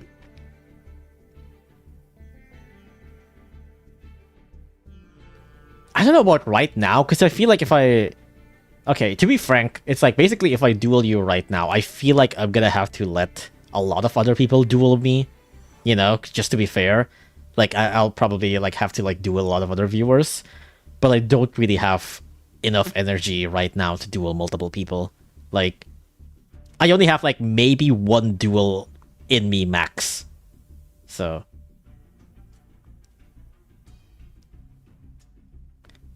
That being said, I guess if we do like a lobby duel, then I can increase the time to like 900 and therefore I don't need to be as stressed out, but still, like, I think like I would rather have like maybe just set up a stream at some point where it's purely just viewer duels or something like that, you know? But I nominate that guy for a single duel. No, I would rather wait for like another stream to be like specifically only for viewer duels.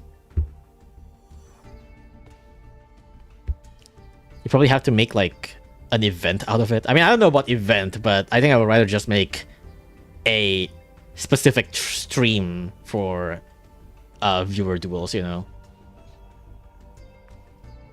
Like, I'll probably do it another time.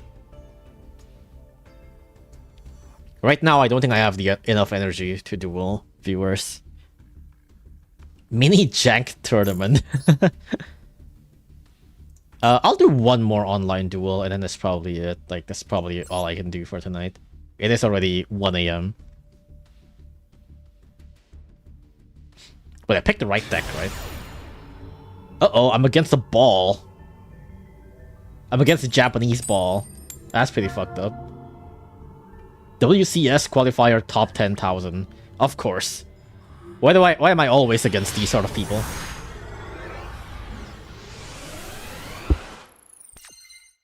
Throw. Purulia. Kashtira in hand, kinda doo-doo, but I do have Super Poly. Dragon Mate? Dragon Mate sleeves? Ball Mate? Ugh, Noroi.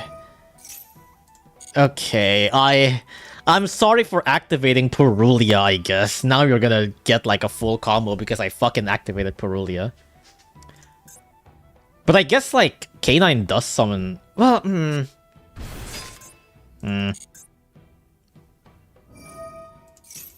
I guess K9 can just not summon from hand that much.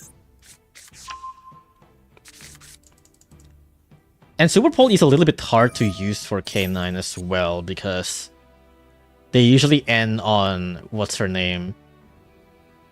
The rank 5 police, but that's a win monster, so it's really hard to do anything about that. Oh great, they're also gonna look at my Super Poly. Here, check this out. Check this Super Poly out.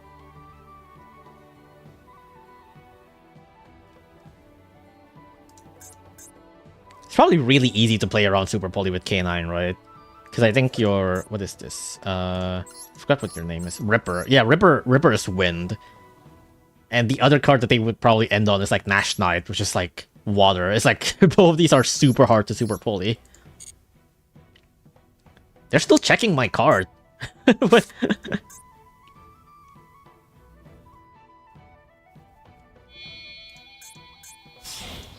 Ripper, yeah.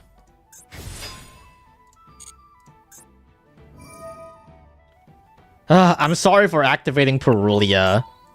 Fuck you.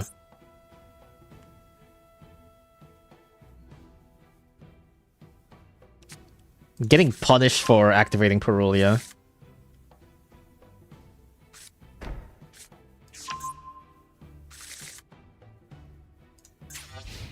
Yeah. Izuna is Earth. What is Werewolf? Werewolf is light. It's easier to Super Poly Werewolf. Fable Flurry.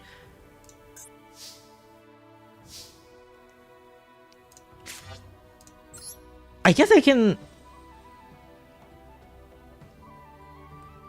Albas to try to fuse into... I mean, obviously it's gonna get negated, but...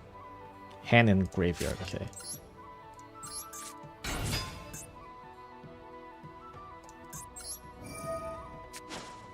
You have Ash? It is possible that you have Ash. Rescue Ace? What do you mean Rescue Ace?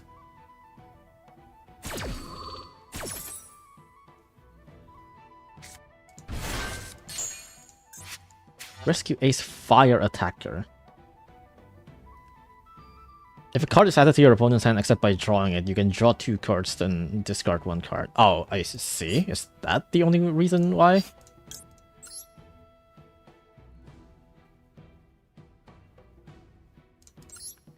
I guess.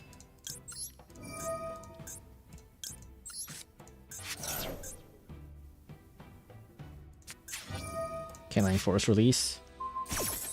Wait. can super poly this. I actually can. But wait, can I force release? You're still gonna get sucked up, buddy.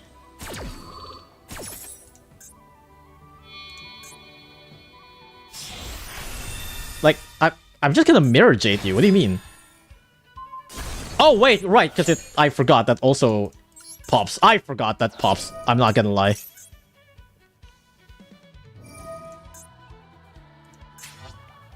I actually forgot that pops. I should have super polyed.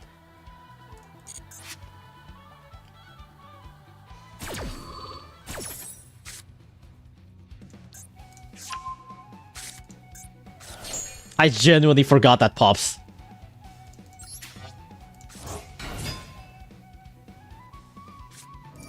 Izuna.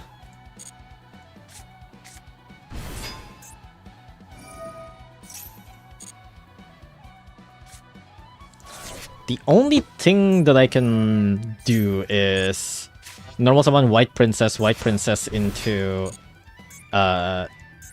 dump White Prince, summon King, and then do Fiendsmith from there. I assume it's gonna be like Nash Knight. No, what the fuck is that? Target one face-up monster your opponent control changes it to face-down defense. Okay.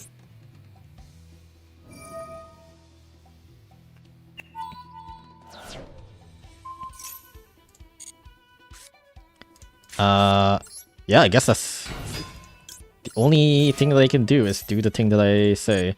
Doesn't seem like they have any other interruptions? Question mark.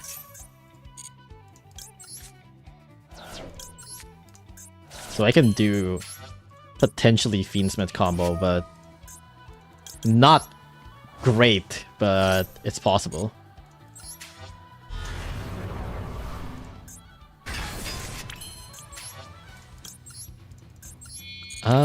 You know what? Let me do Linkuribo first, just in case.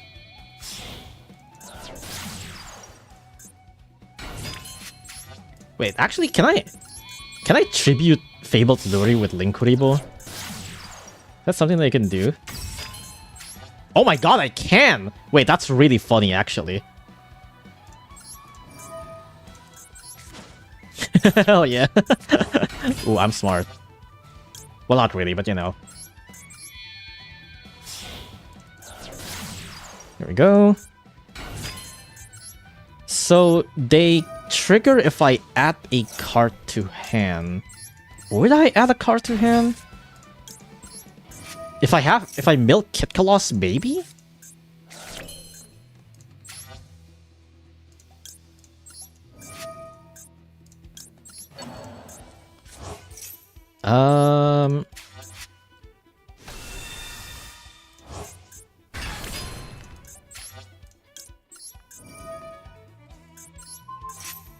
I can send something to the graveyard. Do I send Werewolf or do I send Rescue Ace? I kind of want to send Rescue Ace. Just in case.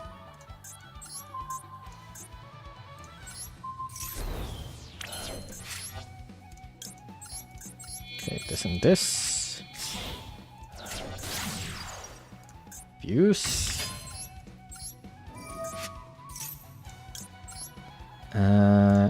Send this and Luri.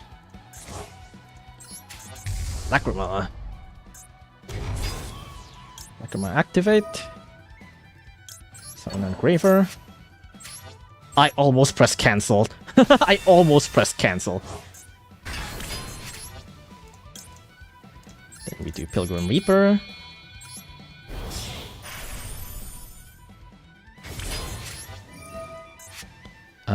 With an Engraver. That is not great. That mill sucks ass. I mean, there's Mudora, I guess, but...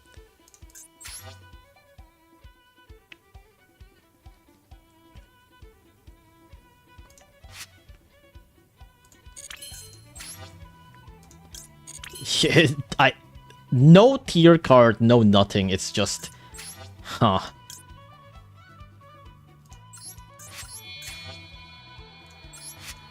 Well, I mean, what can I do, really?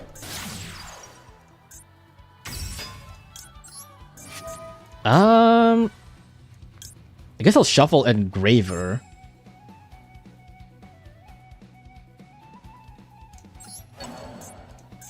So I kind of want the link to be active.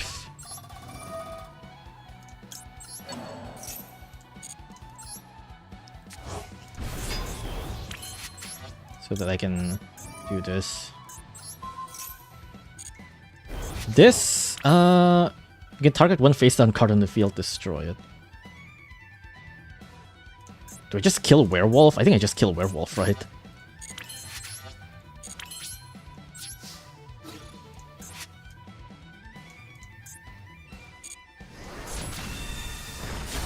Yeah. That's about it. I can shuffle Force Release. Do I want to?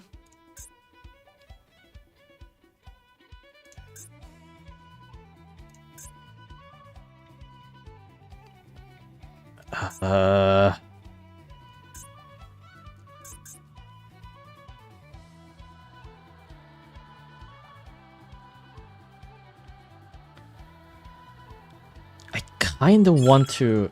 kind of want to save it for something like Lupus instead, if possible. And I get the cliche back. They're probably out of targets anyways, yeah. Oh yeah, Super Poli's back, hell yeah.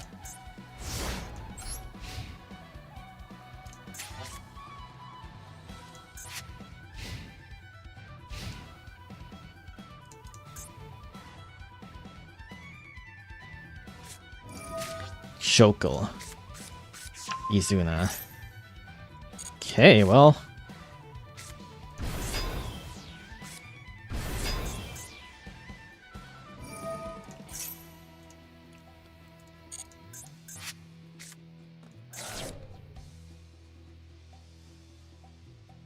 Wait, Jokal? Oh, you have another Ripper, okay.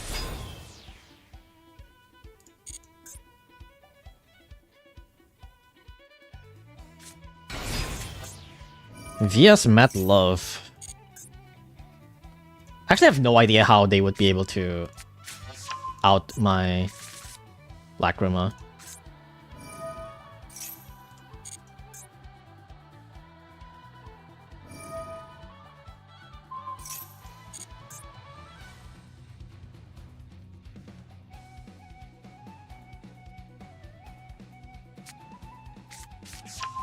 Raisin.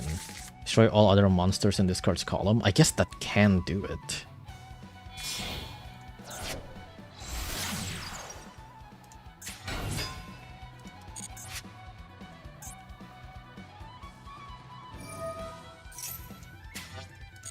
What I can do is that, because I have Lacrima in the graveyard, I can resummon with Acnym Day. But I need Ripper to not... I guess I could bait Ripper out with Mudora?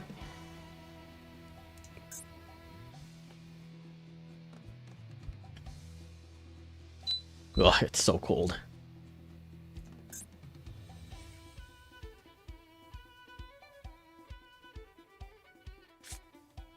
No way Mudora since they negate. Yeah, but I can try to Mudora, try to bait the Ripper in the gate, and then use Lacrima's effect if they send Acnym Day to the graveyard.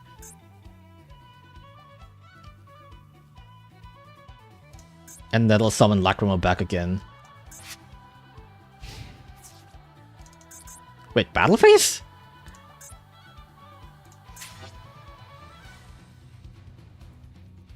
Huh?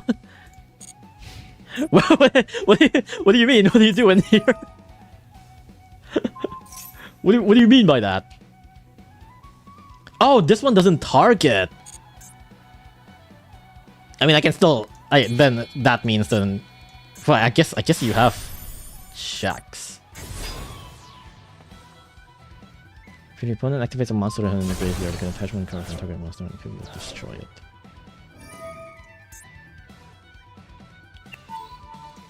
Sure. Activate Lacrima. I guess I'll put back Sequence.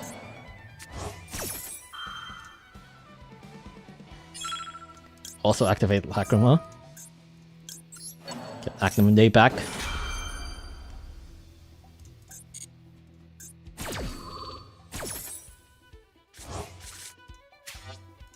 Wee.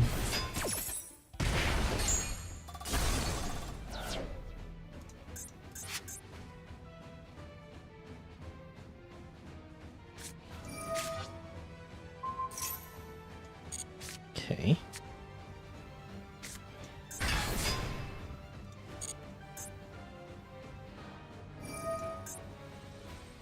Inflict damage to your opponent? I mean, sure, I guess.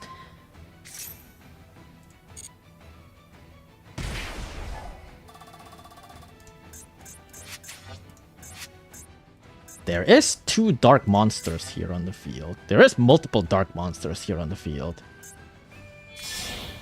Oh. SP Little Knight? Okay. Uh-oh, what are you gonna banish?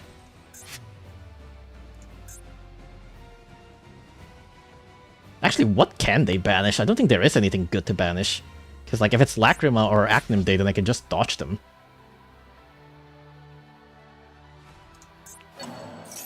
Oh, well... I mean... Yeah, I guess in that case I'll activate it.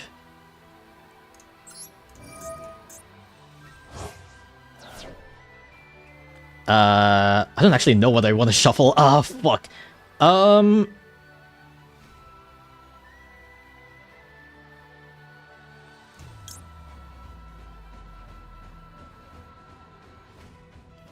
guess Lupus and... Dude, I don't fucking know. It's kind of just Lupus. Here, you're gonna have your Joel and Lockbird and Ash back. How about that?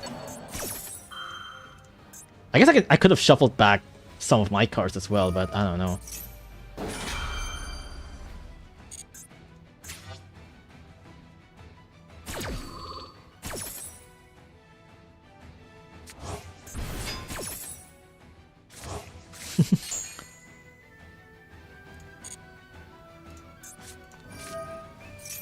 Well, I can't really do much about that.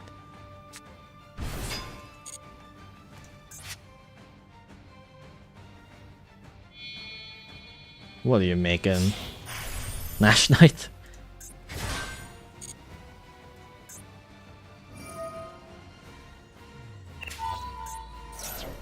Oh, this is not targeting, huh?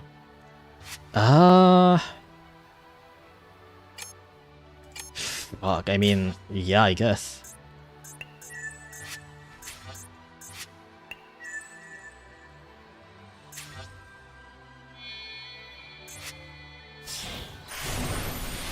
CYXC Snash Knight.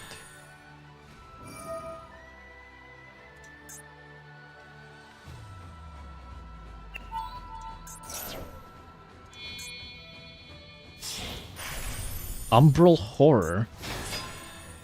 Target one spell or trap, destroy it. Once per turn, when a monster is activated, attach one. You can send one random card from your opponent on your graveyard if you do half your opponent's LP. I mean, it does have that, yes, but I can also just super poly them, right?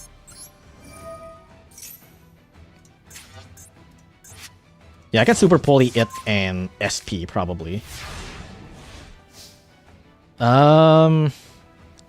Super poly it and SP. Summon Ecclesia. Special summon Ecclesia.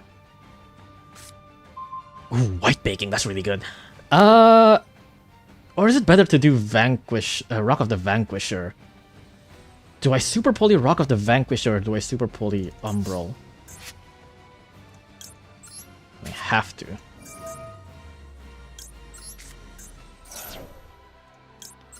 I'm just gonna go SB.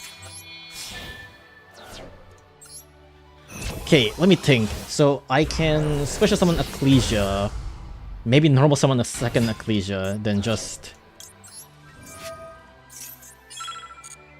Oh, I'm time limited.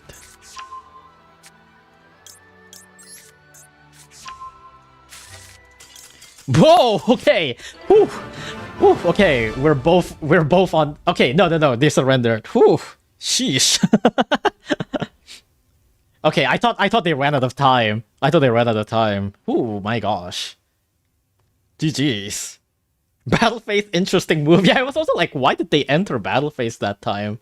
Like, I don't know if they're trying to, like, maybe they're trying to bait me to do something, but I have no idea what they wanted me to bait. It felt like they wanted to bait me for something. I'm not really sure why they did that. But either way, it wasn't... I think, like, as long as I live, I should have been fine, and I think I would have lived anyways. But, yeah. But when did you shuffle back Pilgrim Reaper? Because I don't really have a way to summon Pilgrim Reaper again. I mean, I guess they are... No, yeah, I guess I could if I just do Fiendsmith and... Yeah, I guess I can resummon Engraver and summon Lacrima with the Link Tree. I guess I could have. I don't know, it just didn't cross my mind. Like, I was more focused on stopping my opponent's play, I guess, instead of, like, extending mine.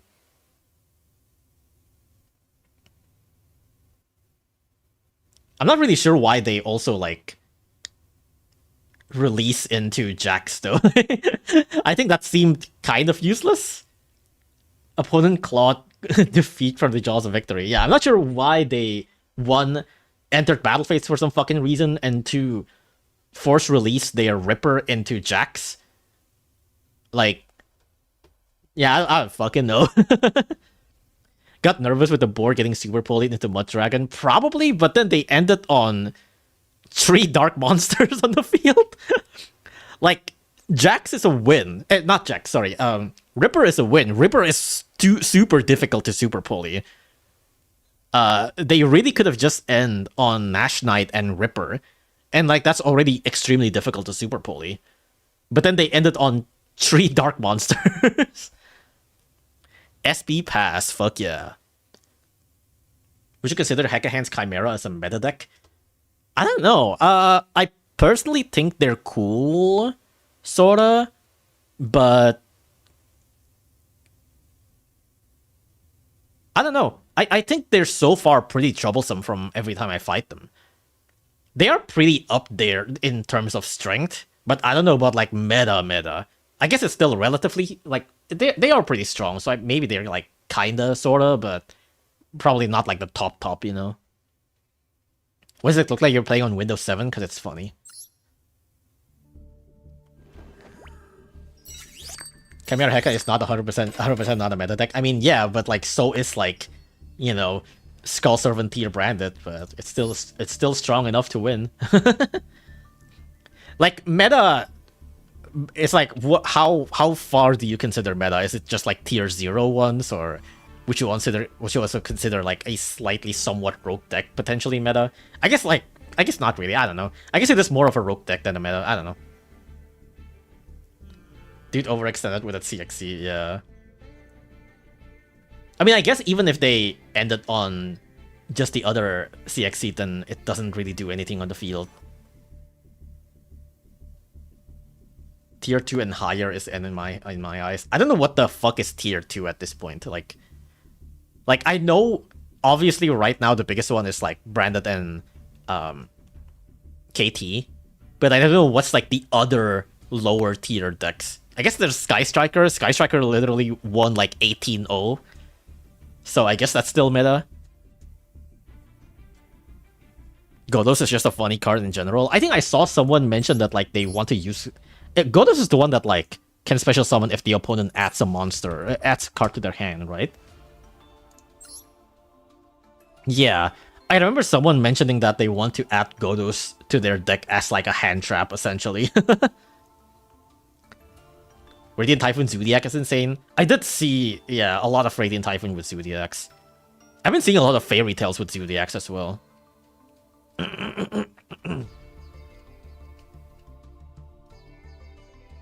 it is pretty funny because like Radiant Typhoon just like really don't use extra deck. Like they have like one extra deck monster that is in their archetype. Everything else is just like free. Like you can use literally anything. And I guess that does fit Zodiac really well because Zodiac uses like 5 billion extra deck cards. But yeah, so far I'm pretty happy with this deck.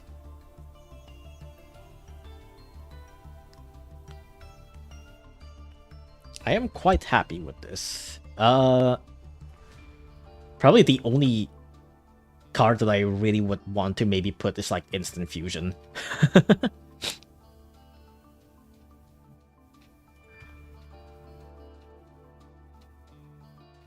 Like even with all of the bricks in this deck, it still functions pretty well. I think the reason why it like just functions really well with bricks is the fact that the fact that I have just Fiendsmith. Like you saw earlier, my field was like completely fucked, but then I just get to do full Fiendsmith, and that ends on like a decent enough board to protect myself and to like destroy some of their monsters. Pretty cool. Anyways, I'm just gonna probably end stream here. That was a good match to end the battle, to end the stream on. I was kind of worried that the stream is gonna end on like another fucking floodgate or some shit, some bullshit like that, but it's good enough duel to end the stream on.